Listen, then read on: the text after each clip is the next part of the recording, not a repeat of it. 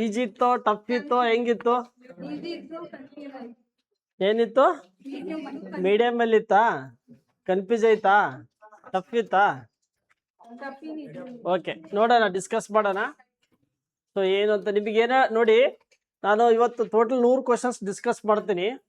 100 questions ಅಲ್ಲಿ ನನಗೇನು ಗೊತ್ತಿದೆಯೋ ಸಮಗ್ರವಾಗಿ ಎಕ್ಸ್ಪ್ಲೇನ್ ಕೊಡ್ತಾ ಇದ್ದೀನಿ.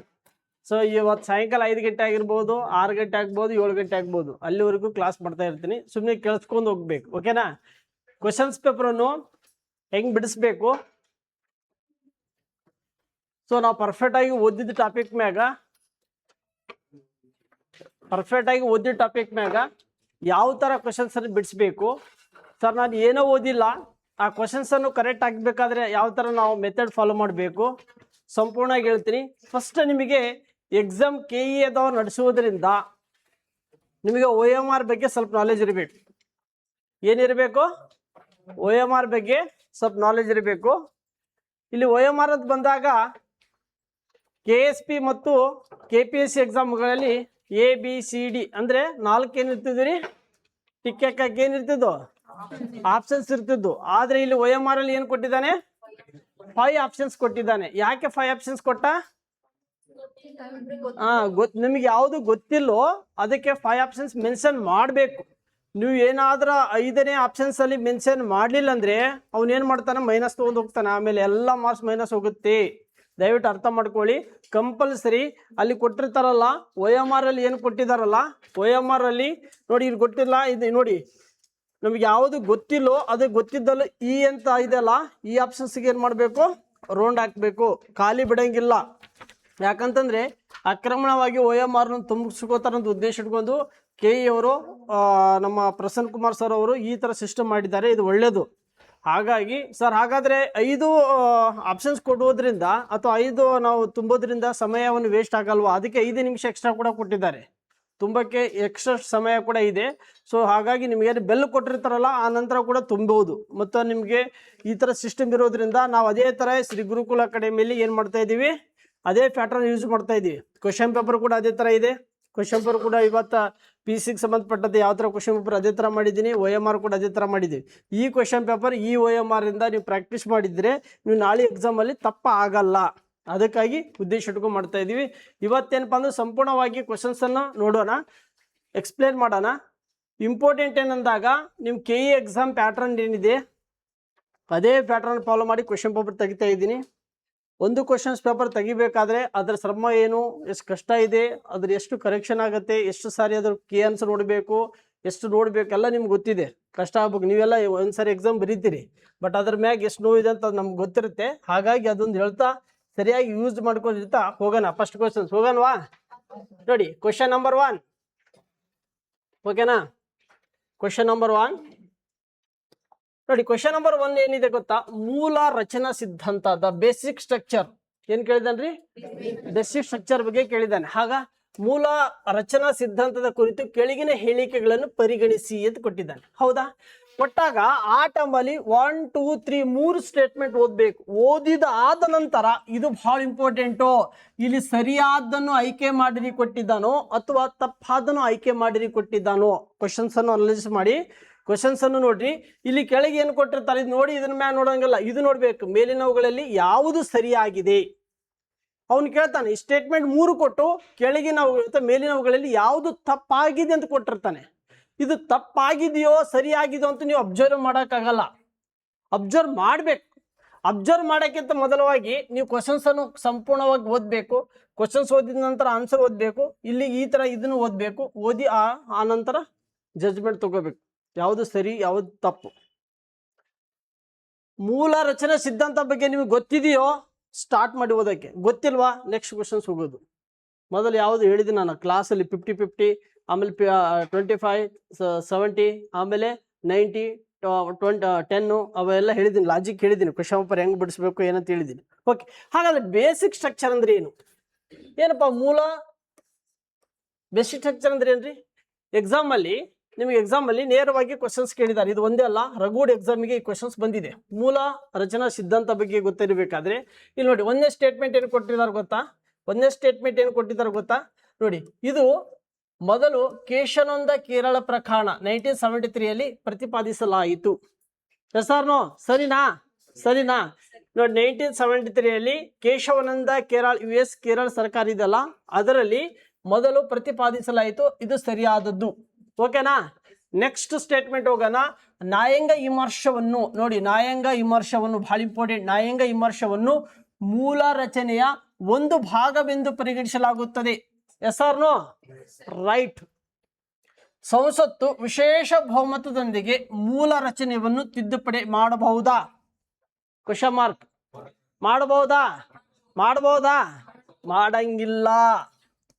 ಬೇಸಿಕ್ ಸ್ಟ್ರಕ್ಚರ್ ವಿಶೇಷ ಬಹುಮತ ನೋಡಿ, ಇಲ್ಲಿ ಬಹಳ ಇಂಪಾರ್ಟೆಂಟ್. ವಿಶೇಷ ಬಹುಮತದಿಂದ ತಿದ್ದುಪಡಿ ಮಾಡಂಗಿಲ್ಲ. ನಮ್ಮ ಸಂವಿಧಾನದಲ್ಲಿ ನಾವು ಓದ್ತೀವಿ ತಿದ್ದುಪಡಿ ಎಂಬ ವಿಷಯ ಓದ್ತೀವಿ. ಏನು ಓದ್ತೀವ್ರಿ? ತಿದ್ದುಪಡಿ. ಹೌದಾ? ಈ ತಿದ್ದುಪಡಿ ವಿಷಯವನ್ನು ನಾವು ಯಾವ ದೇಶದಿಂದ ಎರವಲಾಗಿ ಪಡೆದುಕೊಂಡಿವಿ? ದಕ್ಷಿಣ ಮಾತಾಡಬೇಕು. ಯಾವುದು? ದಕ್ಷಿಣ ಆಫ್ರಿಕಾದಿಂದ. ಎಷ್ಟನೇ ಭಾಗದಲ್ಲಿದೆ? 20ನೇ ಭಾಗದಲ್ಲಿದೆ. ಎಷ್ಟನೇ ಭಾಗದಲ್ಲಿದೆ? 20ನೇ ಭಾಗದಲ್ಲಿ.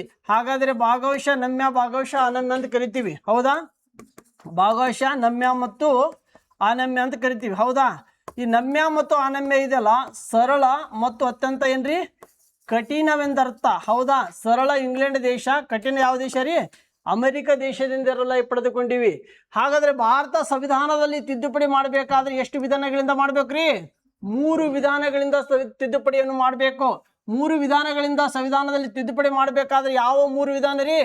ಒಂದು ಸರಳ ಬಹುಮತಗಳಿಂದ ತಿದ್ದುಪಡಿ ಮಾಡಬಹುದು, ಇನ್ನೊಂದು ವಿಶೇಷ ಬಹುಮತಗಳಿಂದ ತಿದ್ದುಪಡಿ ಮಾಡಬಹುದು. ಹೌದಾ?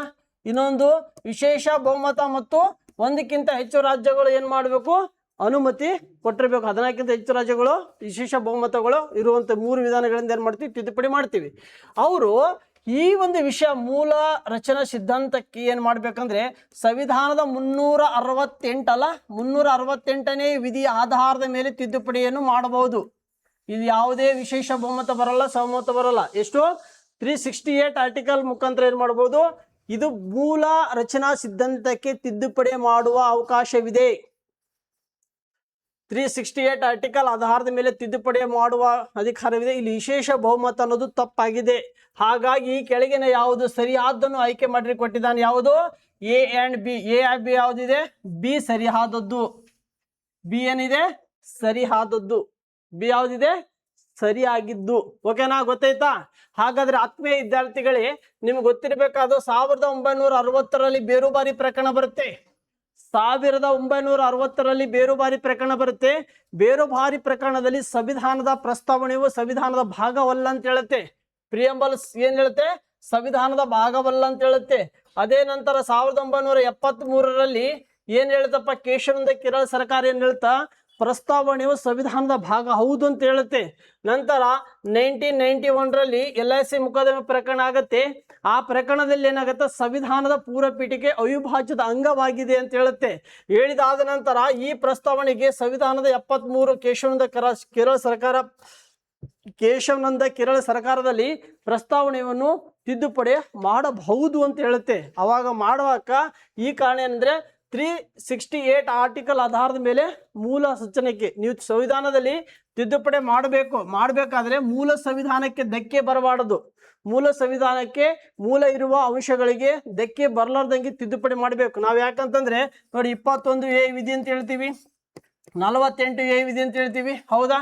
4A ಭಾಗ ಅಂತ ಹೇಳ್ತೀವಿ. ಹೌದಾ? 51A ಭಾಗ ಅಂತ ವಿಧಿ ಅಂತ ಹೇಳ್ತೀವಿ. ಆರ್ಟಿಕಲ್ಸ್ಗಳಿಗೆ ನಾವು ಆ್ಯಡ್ ಮಾಡಿದ್ದೀವಿ ಹೊರತು ಮೂಲ ಏನಾದ್ರೂ ಆರ್ಟಿಕಲ್ಸ್ಗೆ ಧಕ್ಕೆ ಆಗಿದೆಯಾ? ಧಕ್ಕೆ ಆಗಿಲ್ಲ. ಸೊ ಇಂಥ ವಿಷಯಗಳು ಮೂಲ ರಚನಾ ಸಿದ್ಧಾಂತ ಎಂದು ಕರೆಯಲಾಗುತ್ತದೆ. ಅರ್ಥ ಆಯ್ತಾ? ಸೊ ಇದರ ಬಗ್ಗೆ ಗೊತ್ತಾಯ್ತಾ ನಿಮಗೆ? ಕೇಶವಾನಂದ ಕೇರಳ ಸರ್ಕಾರ ಆಗಿರ್ಬೋದು, ನ್ಯಾಯಾಂಗ ವಿಮರ್ಶೆ ಆಗಿರ್ಬೋದು, ವಿಶೇಷ ಬಹುಮತ, ಸರಳ ಬಹುಮತ ಇವೆಲ್ಲರ ಬಗ್ಗೆ ಗೊತ್ತಿರಬೇಕು. ಈ ಥರ ಕ್ವಶನ್ಸ್ಗಳು ನೀವು ಎಕ್ಸಾಮಲ್ಲಿ ಗೆಲ್ಲಬೇಕಾದ್ರೆ, ಎಕ್ಸಾಮಲ್ಲಿ ನೀವು ಆನ್ಸರ್ ಮಾಡಬೇಕಾದ್ರೆ ಸಬ್ಜೆಕ್ಟಲ್ಲಿ ಗ್ರಿಫ್ ಇರಬೇಕು, ಸಬ್ಜೆಕ್ಟಲ್ಲಿ ಹಿಡ್ತಾ ಇರಬೇಕು, ಸಬ್ಜೆಕ್ಟನ್ನು ಸರಿಯಾಗಿ ತಿಳ್ಕೊಂಡಿರ್ಬೇಕು. ಅಂದಾಗ ಮಾತ್ರ ಎಕ್ಸಾಮ್ ಪಾಸ್ ಆಗಕ್ಕೆ ಸಾಧ್ಯ, ಇಲ್ಲಿದ್ರೆ ಪಾಸ್ ಆಗಕ್ಕಾಗಲ್ಲ. ಓಕೆ, ನೆಕ್ಸ್ಟ್ ಕ್ವಶನ್ಸ್ ಹೋಗೋಣವಾ? Next question number 2. Question number 2, ಸಂವಿಧಾನಿಕ ತಿದ್ದುಪಡಿಗಳಿಗೆ ಸಂಬಂಧಿಸಿದಂತೆ ಈ ಕೆಳಗಿನವುಗಳಲ್ಲಿ ಯಾವುದು ಪರಿಗಣಿಸಿ. ಏನ್ ಕೇಳಿದಾನ್ರಿ? ಸಂವಿಧಾನಾತ್ಮಕ ತಿದ್ದುಪಡಿ ಮತ್ತು ಅದೇ ತಿದ್ದುಪಡಿ ವಿಷಯಕ್ಕೆ ಕೇಳಿದ್ದಾರೆ. ಅರ್ಥ ಆಯ್ತಾ? ನೋಡಿ, ಹಾಗಾದ್ರೆ ಸ್ಟೇಟ್ಮೆಂಟ್ 1, 2, 3 ಕೇಳಿದಾನೆ. ಹೌದಾ? ಕೆಳಗೆ ನೋಡಿದ್ರೆ ಕೆಳಗಿನ ಯಾವುದು ಸರಿ ಕೇಳಿದ್ದಾನೆ ಮತ್ತು ಸರಿ ಕೇಳಿದ್ದಾನೆ. ಹೌದಾ? ಅರ್ಥ ಮಾಡ್ಕೋಬೇಕು. ನಾನು ಎಲ್ಲಿ ರೌಂಡ್ ಹಾಕ್ತಾ ಇದ್ದೀನಿ, ನಾಳೆ ಎಕ್ಸಾಮಲ್ಲಿ ಎಕ್ಸಾಮಲ್ಲಿ ನೀವು ಹಂಗೆ ರೌಂಡ್ ಹಾಕ್ಬೇಕು.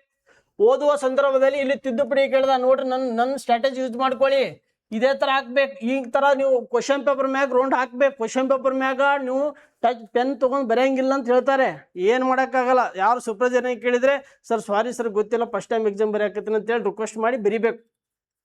ಅದೇನಾಗತ್ತೆ, ಅದೇನು ಸಂಬಂಧ, ಬಿಲ್ಡಪ್ ಕೊಟ್ರಂದ್ರೆ ಬಾ ಮಗ ಹೊರಗೆ ವ್ಯಾಪಾರ ಆಗ್ತಾನೆ ಅಂತ ವ್ಯಾಪಾರ ಆಗ್ತಾರೆ. ಓಕೆ, ಸೊ ಈ ಥರ. ಹಾಗಾದ್ರೆ ನೋಡ್ಬೋದಾ ಈ ಸ್ಟೇಟ್ಮೆಂಟ್? ನೋಡೋಣವಾ? Next statement first.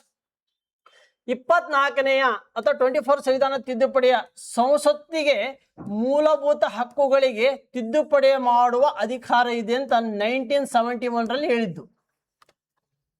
ನೋಡಿ, ಮೂಲಭೂತ ಹಕ್ಕುಗಳಿಗೆ ತಿದ್ದುಪಡಿ ಮಾಡುವ ಹಕ್ಕು ಇದೆ ಅಂತ ಹೇಳಿದ್ದು ಯಾವುದು? ಪಾರ್ಲಿಮೆಂಟ್. ಹೌದಾ? ಮೂಲಭೂತ ಹಕ್ಕುಗಳು ವ್ಯಕ್ತಿಗಳಿಗೆ ನ್ಯಾಯವನ್ನು ಒದಗಿಸಿಕೊಡುವಂತ ಹಕ್ಕಾಗಿರುವುದರಿಂದ ಮೂಲಭೂತ ಹಕ್ಕುಗಳು 24ನೇ ಸಂವಿಧಾನಾತ್ಮಕ ತಿದ್ದುಪಡಿ 1971ರಲ್ಲಿ ಆಗತ್ತೆ. ಆ ಸಂದರ್ಭದಲ್ಲಿ ಸಂಸತ್ತು ಏನ್ ಹೇಳುತ್ತೆ, ಮೂಲಭೂತ ಹಕ್ಕುಗಳು ತಿದ್ದುಪಡಿ ಮಾಡುವ ಅಧಿಕಾರ ಕೂಡ ಸಂಸತ್ತಿಗಿದೆ. ನೇರವಾಗಿ PC ಕಾನ್ಸ್ಟೇಬಲ್ ಕೇಳ್ತಾನೆ, ಮೂಲಭೂತ ಹಕ್ಕುಗಳಿಗೆ ತಿದ್ದುಪಡಿ ಮಾಡುವ ಹಕ್ಕು ಯಾರಿಗಿದೆ ಅಂತ ಕೇಳ್ತಾನೆ. ಯಾರಿಗಿದೆ?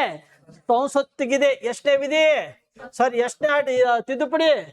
24ನೇ ತಿದ್ದುಪಡಿ. ಯಾವ ವರ್ಷ? ಸ್ಟೇಟ್ಮೆಂಟ್ ಕರೆಕ್ಟ್ ಇದೆಯಾ? ರೈಟ್ ಆದ ಸ್ಟೇಟ್ಮೆಂಟ್. ನೆಕ್ಸ್ಟ್ ನೋಡಿ, 42ನೇ ತಿದ್ದುಪಡಿ 1976 ಅಲ್ಲಿ ಆಗತ್ತೆ. 1976 ಅಲ್ಲಿ ಇದಕ್ಕೆ ಮಿನಿ ಸಂವಿಧಾನ, ಅತ್ಯಂತ ಚಿಕ್ಕದಾದ ಸಂವಿಧಾನ ಅಂತ ಕರಿತೀವಿ. ಯಾಕೆ ಮಿನಿ ಸಂವಿಧಾನ ಅಂತ ಕರಿತೀವಿ ಅಂದ್ರೆ, ಭಾರತ ಸಂವಿಧಾನದಲ್ಲಿ 60ರಿಂದ 70% ವಿಷಯಗಳು ಅತಿ ಹೆಚ್ಚು ತಿದ್ದುಪಡಿ ಆಗಿದ್ದ ವಿಷಯಗಳು ಅಂದ್ರೆ ಇದೇ ಆರ್ಟಿಕಲ್ ಮ್ಯಾಗ್, ಇದೇ ತಿದ್ದುಪಡಿ ಮ್ಯಾಗ್. ಅದಕ್ಕಾಗಿ ಇದಕ್ಕೇನಂತ ಕರಿತೀವಿ? ಮಿನಿ ಸಂವಿಧಾನ, ಚಿಕ್ಕದಾದ ಸಂವಿಧಾನ ಅಂತ ಕರಿತೀವಿ. ಯಾವುದು? 42ನೇ ತಿದ್ದುಪಡಿ 1976 ಅಲ್ಲಿ ಅತಿ ಹೆಚ್ಚು ವಿಷಯಗಳನ್ನು ತಿದ್ದುಪಡಿ ಮಾಡಿದ್ದೀವಿ. ಸೊ ಯಾವ್ಯಾವ ವಿಷಯ ಅಂತ ಕೇಳಿದ್ರೆ ರಗೂಡಿದಾವೆ, ನೀವು ಗೊತ್ತಿರಬೇಕಾದ ಮೂಲಭೂತ ಕರ್ತ ಆಗಿರ್ಬೋದು, ಸಮಾಜವಾದಿ ಜಾತ್ಯತೀತ ಆಗಿರ್ಬೋದು, ಭ್ರಾತೃತ್ವ ಪದ ಆಗಿರ್ಬೋದು, ಹೀಗೆ ರಗೂಡಿ ವಿಷಯಗಳನ್ನು ತಿದ್ದುಪಡಿ ಮಾಡಿದ್ದೀವಿ. ಅದಕ್ಕೆ ಸೊ ಚಿಕ್ಕ ಸಂವಿಧಾನ ಅಂತ ಕರಿತೀವಿ, ಗೊತ್ತಿರ್ಬೇಕು, ಮಿನಿ ಸಂವಿಧಾನ. ನೆಕ್ಸ್ಟ್ 3 ನೋಡಿ, 44ನೇ ತಿದ್ದುಪಡಿ. ಇದು 1978ರಲ್ಲಿ ಆಗತ್ತೆ. ಯಾವಾಗ ಆಗತ್ತೆ ರೀ? 1978ರಲ್ಲಿ 44ನೇ ತಿದ್ದುಪಡಿ ಆಗತ್ತೆ. ಇದು ಏನಪ್ಪಾ ಅಂದ್ರೆ ಆಸ್ತಿ ಹಕ್ಕುಗೋಸ್ಕರ ಆಗತ್ತೆ. ಏನಾಗತ್ರಿ? ಆಸ್ತಿ ಹಕ್ಕುಗೋಸ್ಕರ ಆಗತ್ತೆ. ಈ ಆಸ್ತಿ ಹಕ್ಕನ್ನು ಏನ್ ಮಾಡಿದ್ರು? ಮೂಲಭೂತ ಹಕ್ಕನಾಗಿ ಏನ್ ಮಾಡಿದ್ರು? ಪುನರ್ಸ್ಥಾಪಿಸಿದ್ರು ಅಂತ ಕೊಟ್ಟಿದ್ದಾರೆ. ಪುನರ್ಸ್ಥಾಪಿಸಿದು ಅನ್ನೋದು ಶಬ್ದರಾಂಗು. ನೋಡ್ರಿ, ಇಲ್ಲಿವರೆಗೂ ಕರ್ಕೊಂಡ್ ಬಂದಿದ್ದಾನೆ. ಏನ್ ಮಾಡಿದಾನೆ? ಇಲ್ಲಿ ಒಂದು ಕರ್ಕೊಂಡ್ ಬಾ ಬಾ ಬಾ ಅಂತ ಕೇಳಿ ಕರ್ಕೊಂಡ್ ಬಂದು ಇಲ್ಲಿ ಮಾಡಿ ಏನ್ ಮಾಡಿದಾನೆ? ಹಳ್ಳ ಹಿಡಿಸಿದಾನೆ. ಇದೇ ಸ್ಟ್ರಾಟಜಿ. ಒಂದು ಶಬ್ದಲ್ಲಿದ್ದು ಹೊಡಿತಾನೆ. ಒಂದೇ ಒಂದು. ಪುನಃ ಸ್ಥಾಪಿಸಿದು ಅಲ್ಲ, ಪುನಃ ಸ್ಥಾಪಿಸಿಲ್ಲ, ಅದು ಏನು ತೆಗೆದು ಹಾಕಿದ್ದಾರೆ. ಹಾಗಾಗಿ ಇದು ಮ್ಯಾಥ್ ಸ್ಟೇಟ್ಮೆಂಟ್ ಏನಿದೆ? ರಾಂಗ್ ಇದೆ. ಇಲ್ಲಿ ಏನು ಕೊಟ್ಟಿದ್ದಾರೆ? ಮಾತಾಡಬಾರ್ದು ಯಾರು. ನಿಮ್ OMR ನಿಮ್ ಕ್ವಶನ್ ಪೇಪರ್ ನೋಡಿ, ನಿಮ್ ತಪ್ಪಾದ್ರೆ ಅಲ್ಲೇ ಅಲ್ರಿ, ಕರೆಕ್ಟ್ ಆದ್ರೆ ನಗಿರಿ. ಅದು ಬಿಟ್ಟು ಒಬ್ರು ಮಾತಾಡ್ಬೇಡಿ. ಓಕೆ, ಇದರಲ್ಲಿ ಯಾವುದು ಸರಿ ಕೇಳಿದಾನೆ? ಹಾಗಾದ್ರೆ ಯಾವ್ದು ಸರಿ ರೀ? 1 ಮತ್ತು 2 ಸರಿ. This is right. ಅರ್ಥ ಆಯ್ತಾ? ನೆಕ್ಸ್ಟ್ ಕ್ವಶನ್ಸ್ ಹೋಗ್ಬೋದಾ? Yes or no? ನೋಡಿ, ಇಲ್ಲಿ ಏನ್ ಕೇಳಿದಾರೆ ಗೊತ್ತಾ? ಸಂಸತ್ತಿನ ಸವಲತ್ತುಗಳು. ಹೌದಾ? ಸಂಸದೀಯ ಪದ್ಧತಿ ಸರ್ಕಾರ ಅಂತ ಕರಿತೀವಿ. ಈ ಸಂಸದೀಯ ಪದ್ಧತಿ ಸರ್ಕಾರ ಯಾವ ದೇಶದಿಂದ ಎರವಲಾಗಿ ಪಡೆದುಕೊಂಡಿವ್ರಿ? ಇಂಗ್ಲೆಂಡ್ ದೇಶದಿಂದ ಎರವಲಾಗಿ ಪಡೆದುಕೊಂಡಿವಿ. ಒಂದು ಸಂಸದೀಯ ಪದ್ಧತಿ ಸರ್ಕಾರ, ಇನ್ನೊಂದು ರಾಷ್ಟ್ರಪತಿಯ ಪದ್ಧತಿ ಸರ್ಕಾರ, ಅಧ್ಯಕ್ಷರ ಪದ್ಧತಿ ಸರ್ಕಾರ, 2 ಭಾಗನೆ ಮಾಡ್ತೀವಿ. ಇದಕ್ಕೆ ಕೆಳಗಿನವುಗಳಲ್ಲಿ ಯಾವುದು ಪರಿಗಣಿಸಿದ ಕೊಟ್ಟಿದ್ದಾನೆ. ಸೊ ಇಲ್ಲಿ 1, 2, 3 ಸ್ಟೇಟ್ಮೆಂಟ್ ಕೊಟ್ಟಿದ್ದಾನೆ. ಯಾವುದು ಕರೆಕ್ಟ್ ಅಂತ ಕೊಟ್ಟಿದ್ದಾನೆ, ಯಾವುದು ಸರಿಯಾಗಿದೆ ಅಂತ ಕೊಟ್ಟಿದ್ದಾನೆ. ಹಾಗಾದ್ರೆ ಇವುಗಳಲ್ಲಿ ಸಂವಿಧಾನದಲ್ಲಿ ಸ್ಪಷ್ಟವಾಗಿ ವ್ಯಾಖ್ಯಾನಿಸಲಾಗಿದೆ ಸುತ್ತ ಕೊಟ್ಟಿದ್ದಾರೆ. ರಾಂಗ್. ಯಾವುದೇ ಸಂವಿಧಾನದಲ್ಲಿ ಸ್ಪಷ್ಟವಾಗಿ ವ್ಯಾಖ್ಯಾನಿಸಿಲ್ಲ. ಆಮೇಲೆ ಇದ್ರ ಗೊತ್ತಿರಬೇಕು. ಸರಿ, ಇದು ರೈಟ್ ಇದೆ. Okay, 1 second. ರೈಟ್ ಇದೆ ಸರ್, ಇದು ಇಲ್ಲ, ರಾಂಗ್ ಇದೆ. ಇದು ರಾಂಗ್ ಇದೆ. ಇವುಗಳಲ್ಲಿ ಸಂವಿಧಾನದಲ್ಲಿ ಸ್ಪಷ್ಟವಾಗಿ ವ್ಯಾಖ್ಯಾನಿಸಿದೆ, ಸ್ಪಷ್ಟವಾಗಿ ವ್ಯಾಖ್ಯಾನಿಸಿಲ್ಲ. ಇದು ರಾಂಗ್ ಇದೆ. ನೆಕ್ಸ್ಟ್, ಸವಲತ್ತುಗಳು ಉಲ್ಲಂಘನೆಯನ್ನು ಸಂಸತ್ತು ಸ್ವಂತ ಏನ್ ಮಾಡಬಹುದ್ರಿ? ಶಿಕ್ಷಿಸಬಹುದು. ಇದು ಸರಿ ಇದೆ. ಸವಲತ್ತುಗಳು, ಸಂಸದೀಯ ಸವಲತ್ತುಗಳು ಇದಾವಲ್ಲ, ಅವು ಏನಪ್ಪ ಅಂದ್ರೆ ಸವಲತ್ತು ಉಲ್ಲಂಘನೆಯನ್ನು ಸಂಸತ್ತು ಸ್ವಂತ ಏನ್ ಮಾಡಬಹುದು? ಶಿಕ್ಷಿಸಬಹುದು. ಪಾರ್ಲಿಮೆಂಟ್ಗೆ ಆ ತರ ಅಧಿಕಾರ ಇದೆ. ಲೋಕಸಭೆ ರಾಜ್ಯಸಭೆ ಬಹುಮತಗಳಿಂದ ಪಾರ್ಲಿಮೆಂಟ್ ಡಿಸಿಷನ್ ತಗೊಂಡು ಆ ಸಂಸತ್ತು ಉಲ್ಲಂಘನೆ ಏನಾದರೂ ಮಾಡಿದರೆ, ಆ ಸವಲತ್ತುಗಳ ಉಲ್ಲಂಘನೆ ಏನಾದರೂ ಮಾಡಿದರೆ ಸಂಸತ್ತು ಸ್ವಂತ ತಾನು ಮಾಡ್ಬೋದು, ಶಿಕ್ಷಿಸುವಂಥ ಅಧಿಕಾರ ಕೂಡ ಇದೆ ಸಂಸದೀಯ ಸವಲತ್ತು. ಈಗ ಅಧ್ಯಕ್ಷರಿಗೆ ವಿಸ್ತರಿಸಬಹುದು ಅಂತಿದೆ. ಅಧ್ಯಕ್ಷರಿಗೆ ವಿಸ್ತರಣೆ ಬರಲ್ಲ ಇಲ್ಲಿ. ಅಧ್ಯಕ್ಷರಂದ್ರೆ ಇದು ಸಂಸತ್ ನೋಡಿ, ಸಂಸದೀಯ ಪದ್ಧತಿ ಅನ್ನೋದು ಇಂಗ್ಲೆಂಡ್, ಅಧ್ಯಕ್ಷೀಯ ಸಂಸತ್ತು ಅಂದ್ರೆ ಅಮೇರಿಕ ದೇಶ ಬರುತ್ತೆ. ಅಮೇರಿಕ ದೇಶ ಬರುತ್ತೆ. ಯಾವ್ದು ಬರುತ್ತೆ? ಅಮೇರಿಕ ದೇಶ ಬರುವುದರಿಂದ ಸೊ ಇಲ್ಲಿ ಯಾವುದೇ ಕಾರಣಕ್ಕೆ ಇದು ಕೂಡ ರಾಂಗ್ ಆಗತ್ತೆ. ಇಲ್ಲಿ ಕರೆಕ್ಟ್ ಇರೋದು ಯಾವ್ದ್ರಿ? 2 ಮಾತ್ರ ಕರೆಕ್ಟ್ ಇದೆ, 2 ಮಾತ್ರ ಕರೆಕ್ಟ್ ಇದೆ, 2 ಮಾತ್ರ ಕರೆಕ್ಟ್ ಇದೆ. ಓಕೆ, ನೆಕ್ಸ್ಟ್ ಏನಪ್ಪಾ ಅಂತಂದಾಗ ಇಲ್ಲಿ 2 ಮಾತ್ರ ಕರೆಕ್ಟ್ ಇದೆ. ಕ್ವಶನ್ ನಂಬರ್ ಎಷ್ಟು? 4. ನೋಡಿ ಎಷ್ಟು ಚಂದಿದೆ, ಕಾಣ್ತಾ ಇದೆಯಾ ನಿಮ್ ಕಣ್ಣಿಗೆ? ಕಾಣುತ್ತಾ? ಲಾಸ್ಟ್ ಒಂದು ಕಾಣುತ್ತಾ? ಹಾ, ನೆಕ್ಸ್ಟ್ ನೋಡಿ ಕ್ವಶನ್ ನಂಬರ್ 4. ಕೇಂದ್ರ ಲೋಕ ಸೇವಾ ಆಯೋಗ UPSC ಗೆ ಸಂಬಂಧಿಸಿದಂತೆ ಪರಿಗಣಿಸಿ ಅಂತ ಕೇಳಿದ್ದಾನೆ. ಹೌದಾ? ನೋಡಿ, ಈಗ ಕೇಂದ್ರ ಲೋಕ ಸೇವಾ ಆಯೋಗ ಅನ್ನೋದು ಇದು ಒಂದು ಸಂವಿಧಾನಾತ್ಮಕ ಸಂಸ್ಥೆ ಆಗಿದೆ. ಹೆಸರು ಇದೊಂದು ಸಂವಿಧಾನಾತ್ಮಕ ಸಂಸ್ಥೆ ಆಗಿದೆ. ಹಾಗಾದ್ರೆ ಸ್ಟೇಟ್ಮೆಂಟ್ 3 ಕೊಟ್ಟಿದ್ದಾನೆ, ಯಾವುದು ಸರಿ ಕೇಳಿದ್ದಾನೆ. ಹಾಗಾದ್ರೆ ಸಂವಿಧಾನವು ಇದಕ್ಕೆ ಸಲಹಾ ಮತ್ತು ಕಾರ್ಯಕಾರಿ ಕಾರ್ಯಗಳ ಎರಡಲ್ಲಿ ನೀಡಿದೆ ನೋಡ್ರಿ, ಇಲ್ಲ. ಇದರ ಸದಸ್ಯರನ್ನು ರಾಷ್ಟ್ರಪತಿ ನೇಮಕ ಮಾಡುತ್ತಾರೆ. ಎಷ್ಟನೇ ಆರ್ಟಿಕಲ್? 316ನೇ ವಿಧಿ ಆಧಾರದ ಮೇಲೆ UPSC KPSC 315ನೇ ವಿಧಿ ಆಧಾರದ ಮೇಲೆ UPSC KPSC ಇರಬೇಕು. ಆದರೆ ಅಲ್ಲಿ ಕೇಂದ್ರ ಲೋಕ ಸೇವಾ ಆಯೋಗ ಮತ್ತು ರಾಜ್ಯ ಲೋಕ ಸೇವಾ ಆಯೋಗದ ಅಧ್ಯಕ್ಷರು ಮತ್ತು ಸದಸ್ಯರನ್ನು ನೇಮಕ ಮಾಡುವ ಅಧಿಕಾರ ಯಾರಿಗಿದೆ ರೀ? ಪ್ರೆಸಿಡೆಂಟಿಗಿದೆ. ಆದ್ರೆ ಪ್ರೆಸಿಡೆಂಟ್ ನೇಮಕ ಮಾಡಬೇಕಾದ್ರೆ 316 ವಿಧಿ ಆಧಾರದ ಮೇಲೆ ನೇಮಿಸುತ್ತಾರೆ. ಓಕೆನಾ? ಹಾಗಾದ್ರೆ ಇವರು ವರದಿಯನ್ನು ಸಂಸತ್ತಿನ ಮುಂದೆ ಮಂಡಿಸುತ್ತಾರೆ. ರೈಟ್, ರಾಷ್ಟ್ರಪತಿ ಕೊಡ್ತಾರೆ, ರಾಷ್ಟ್ರಪತಿ ಹೋಗಿ ಏನ್ ಮಾಡ್ತಾರೆ? ಸಂಸತ್ತಿನ ಮುಂದೆ ಮಂಡಿಸುತ್ತಾರೆ. ಹೌದಾ? ಹಾಗಾದ್ರೆ ಸ್ಟೇಟ್ಮೆಂಟ್ ಏನಿದೆ ರೀ? 2 and 3 ಸರಿ ಇದೆ. ಹಾಗಾದ್ರೆ ಸರ್ ಇದು ಸಲಹಾ ಸಮಿತಿ ಹೌದು. ಯಾವುದು? ಸಲಹಾ ಸಂಸ್ಥೆ ಆಗಿದೆ. ಯಾವ್ದು ಇದೆ ರೀ? ಸಲಹಾ ಸಂಸ್ಥೆ ಆಗಿದೆ. ಇದು ಏನಾಗಿದೆ ರೀ? ಸಲಹಾ ಸಂಸ್ಥೆ ಆಗಿದೆ. ಏನಾಗಿದೆ? ಸಲಹಾ ಸಂಸ್ಥೆ ಆಗಿದೆ. ಇದು ಸಲಹಾ ಸಂಸ್ಥೆ ಓಕೆ. ಆದ್ರೆ ಕಾರ್ಯಕಾರಿ ಏನಿಲ್ಲ, ಕಾರ್ಯಕಾರಿ ಮಂಡಳಿ ಸಂಸ್ಥೆ ಅಲ್ಲ. ನೋಡಿ ಎಷ್ಟು ಚಂದ ಕೆಡವು ಹಾಕಿದ ನೋಡಿ. ಕ್ವೆಶ್ಚನ್ ಪೇಪರ್ ಭಾಳ ಈಜಿ ಇದೆ ಸರ್. ಎಲ್ಲಿದೆ ಈಜಿ? ಎಲ್ಲ ರಾಂಗ್ ಆಗ್ತಾರೆ ಗೊತ್ತು. ಯಪ್ಪ ಯವ್ವ ಕಾಕಿ ಹೌದಾ? ನೋಡಿ ಹೆಂಗ ಕೆಡದ ಹಾಕಿದಾನೆ ಹೇಳಿ. ಸಲಹಾ ಸಮಿತಿ, ಸಲಹಾ ಸಂಸ್ಥೆ ಓಕೆ, ಆದ್ರೆ ಕಾರ್ಯಕಾರಿ ಅಲ್ಲ. ಒಂದು ಶಬ್ದದಲ್ಲಿ ಅಲ್ಲ ಇಡಿಸಿದ್ದಾನೆ. ಇದೇ ಸ್ಟ್ರಾಟಜಿ. ಇನ್ನ ನೆಕ್ಸ್ಟ್ ಸಂಡೇ ಬನ್ನಿ, ನೀವು ಕ್ವೆಶ್ಚನ್ ಪೇಪರ್ ನೋಡಿ ಶಾಕ್ ಆಗಿ ಹೋಗ್ತೀರಾ. ಆ ತರ ಲಾಜಿಕ್ ಇದೆ. ನನ್ಗೆ ಬೇಸಿಕ್ ಆಗಿ ನಡೆಸೋದು ಗೊತ್ತು, ಎಕ್ಸಾಮ್ ಟೈಮಲ್ಲಿ ಹೆಂಗೆ ನಡೆಸಬೇಕು ಅಂತ ಗೊತ್ತು. ಅದು ನನ್ನ ಸ್ಟ್ರಾಟಜಿ ಗೊತ್ತು. ಯಾಕಂದ್ರೆ 2016 ಟೀಚರ್ ಆಗಿ ಕೆಲಸ ಮಾಡ್ತಾ ಇದ್ದೀನಿ, ಈಗೆಲ್ಲ. ಅದಕ್ಕಾಗಿ ಸ್ವಲ್ಪ ನೆಂಬ್ರಿ, ನಿಮಗೆ ಏನೇನು ಕೊಡಬೇಕು ಅನ್ನೋದು ಕೊಡ್ತೀನಿ. ಓಕೆ, ಇದು ಗೊತ್ತಾಯ್ತಾ? ಇಲ್ಲಿ ಒಂದು ತಿಳ್ಕೋಬೇಕು, ನಾನು ಪದೇ ಹೇಳ್ತಾ ಇದ್ದೀನಿ. UPSC ಮತ್ತು ಏನ್ರಿ KPSC ಒಂದೇ ಸ್ಟ್ರಾಟಜಿ ಯೂಸ್ ಇದೆ. UPSC KPSC ಇಲ್ಲಿ ಒಂದೇ ಒಂದು ವ್ಯತ್ಯಾಸ ಇದೆ. ಇವರನ್ನು ವಜಾ ಮಾಡುವಂತ ಅಧಿಕಾರ, ತೆಗೆದುಹಾಕುವಂತ ಅಧಿಕಾರ ಯಾರಿಗಿದೆ? ರಾಷ್ಟ್ರಪತಿಗಳಿಗಿದೆ. ಹಾಗಾಗಿ ಇವ್ರನ್ನ ಬಿಟ್ರೆ ಇವರೆಲ್ಲ ರಾಷ್ಟ್ರಪತಿ ಅಂಡರಲ್ಲಿ ಇರ್ತಾರೆ. ಇವರೆಲ್ಲ ಏನಿರ್ತಾರೆ? ರಾಜ್ಯ. ಇವರ ನೇಮಕ ಮಾಡೋರು, ಪ್ರಮಾಣ ವಚನ ಬೋಧಿಸೋರು, ಎಲ್ಲ ಸೌಲಭ್ಯ ಕೊಡೋರು, ಸವಲತ್ತು ಕೊಡೋರು ಎಲ್ಲ ಪ್ರೆಸಿಡೆಂಟ್. ಆದ್ರೆ ಇವರೆಲ್ಲ same copy, same article, same copy. But ಇಲ್ಲಿ ಇವರು ಅಧ್ಯಕ್ಷರು ಮತ್ತು ಸದಸ್ಯರು, ಇವ್ರ ಅಧ್ಯಕ್ಷರು ಸದಸ್ಯರು ನೇಮಕ ಮಾಡುವ ಅಧಿಕಾರ ಇವರಿಗಿದೆ. ಇವ್ರ ಅಧ್ಯಕ್ಷರ ಸದಸ್ಯರು ನೇಮಕ ಮಾಡೋ ಅಧಿಕಾರ ಗವರ್ನರಿಗಿದೆ. ಆದ್ರೆ ತೆಗೆದು ಹಾಕುವ, ವಜಾ ಮಾಡುವ ಅಧಿಕಾರ ಇರೋದು ಪ್ರೆಸಿಡೆಂಟ್ಗೆ ಮಾತ್ರ. ಅರ್ಥ ಆಯ್ತಾ? ಸೊ ಇದೊಂದು ಸಿಲ್ಲಿಯಾಗಿ ಕ್ವೆಶನ್ಸ್ ಎಕ್ಸಾಮ್ ಅಲ್ಲಿ ಬಂದಿದೆ, KS ಎಕ್ಸಾಮ್ ಬಂದಿದೆ. ಸೊ ಹಾಗಾಗಿ ಹೇಳ್ತಾ ಇದ್ದೀನಿ, ಎಲ್ಲರೂ KPSC ಅಧ್ಯಕ್ಷರು ಮತ್ತು ಸದಸ್ಯರನ್ನು ವಜಾ ಮಾಡುವ ಅಧಿಕಾರ ಯಾರಿಗಿದೆ ಅಂತ ಕ್ವಶನ್ಸ್ ಕೇಳ್ಬಿಟ್ರೆ ಎಲ್ಲ ಗವರ್ನರ್ ಆಗ್ತಾರೆ. ಗವರ್ನರ್ ಅಲ್ಲ, ಪ್ರೆಸಿಡೆಂಟ್ ಸರಿಯಾದದ್ದು. ಓಕೆನಾ? ಇದು ಎಕ್ಸಾಮಿಗೆ ಬಂದಿದೆ. ನೆಕ್ಸ್ಟ್ ಅರ್ಥ ಆಯ್ತಾ? Question number 5. ಕ್ವಶನ್ ನಂಬರ್ ಎಷ್ಟ್ರಿ? Question number 5. ಹಾಗಾದ್ರೆ ರಾಜ್ಯಪಾಲರ ಅಧಿಕಾರಗಳ ಕುರಿತು ಕೆಳಗಿನವುಗಳಲ್ಲಿ ಪರಿಗಣಿಸಿ. ಗವರ್ನರ್ ಎದ್ರ ಬಗ್ಗೆ ಕೇಳಿದ್ದಾರೆ? ಗವರ್ನರ್ ಬಗ್ಗೆ ಸ್ಟೇಟ್ಮೆಂಟ್ ಇದೆ. ರಾಜ್ಯಪಾಲರ ಅದು ಎದ್ರ ಬಗ್ಗೆ? ಅಧಿಕಾರ ಬಗ್ಗೆ ಇದೆ. ಭಾರತಕ್ಕೆ ಎಲ್ಲ ರಾಜ್ಯಗಳಿಗೆ 153ನೇ ವಿಧಿ ಆಧಾರದ ಮೇಲೆ ಗವರ್ನರ್ ಇರಬೇಕಂತ ಹೇಳುತ್ತೆ. ಹೌದಾ? ಹಾಗಾದ್ರೆ ಕರ್ನಾಟಕದ ಗವರ್ನರ್ ಯಾರಿದ್ದಾರೆ? ಕರ್ನಾಟಕ ಗವರ್ನರ್ ಯಾರಿದ್ದಾರೆ? ತಾವರ್ಚಂದ್. ಹೌರಾ? ಹಾಗಾದ್ರೆ ಇವ್ರಿಗೆ ಗವರ್ನರ್ ನೇಮಕ ಮಾಡೋರು ಯಾರು? ಪ್ರಮಾಣ ವಚನ ಬೋಸೋರು ಯಾರು? ಸೌಲಭ್ಯಗಳು ಒದಗಿಸಿಕೊಡುವಂತ ಯಾರು? ಎಲ್ಲ ರಾಷ್ಟ್ರಪತಿ ಅದರಲ್ಲಿದೆ. ಹೌದಾ? ಈಗ ರಾಜ್ಯದ ರಾಜ್ಯಪಾಲರು ಇದಾರಲ್ಲ, ಇವ್ರ ಅಧಿಕಾರ ಬಗ್ಗೆ ಕೇಳಿದ್ದಾರೆ. ಇವ್ರು ಏನೇನು ಅಧಿಕಾರ ಇದೆ ಅದರಲ್ಲಿ 3 ಸ್ಟೇಟ್ಮೆಂಟ್ ಕೊಟ್ಟಿದ್ದಾರೆ. ಇದರಲ್ಲಿ ಯಾವುದು ಸರಿ ಅಂತ ಕೇಳಿದ್ದಾನೆ.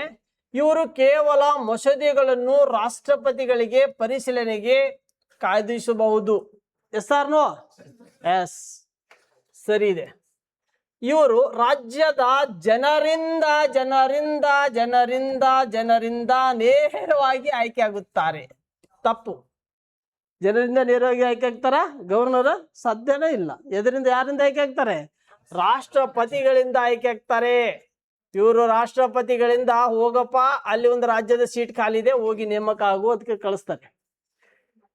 ಇವರು ರಾಷ್ಟ್ರಪತಿಗಳು ವಿಚ್ಛೇಯ ಸಮಯದಲ್ಲಿ, ಹೌದಾ ವಿಚ್ಛೇಯ ಸಮಯದಲ್ಲಿ ಅಧಿಕಾರವನ್ನು ವಹಿಸಿಕೊಳ್ಳುತ್ತಾರೆ. Yes or no? ಎಸ್. ಹಾಗಾದ್ರೆ 1 and 3 ಸರಿಯಾದದ್ದು. 1 and 3 ಸರಿಯಾದದ್ದು.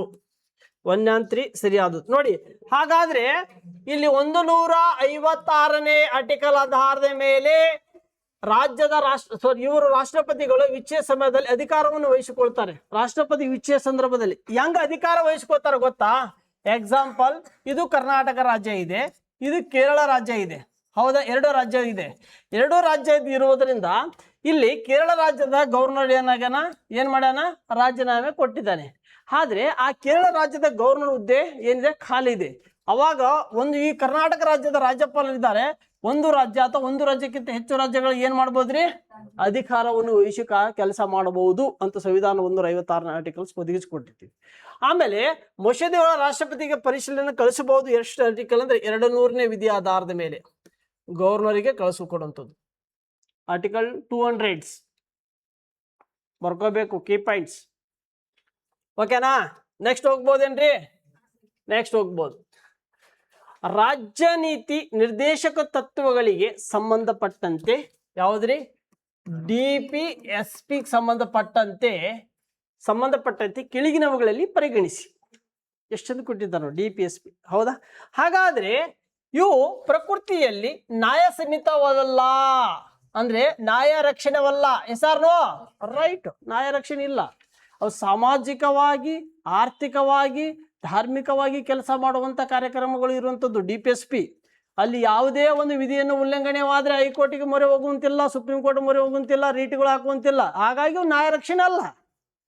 ಹಾಗಾದ್ರೆ ಸಂವಿಧಾನದಲ್ಲಿರುವ 39B 39C 42ನೇ ತಿದ್ದುಪಡಿ ಮೂಲಕ ಮೂಲಭೂತ ಹಕ್ಕುಗಳಿಗೆ ಹೆಚ್ಚಿನ ಪ್ರಾಮುಖ್ಯತೆ ಕೊಟ್ಟಿದ್ದೀವಿ 1976 ಅಲ್ಲಿ.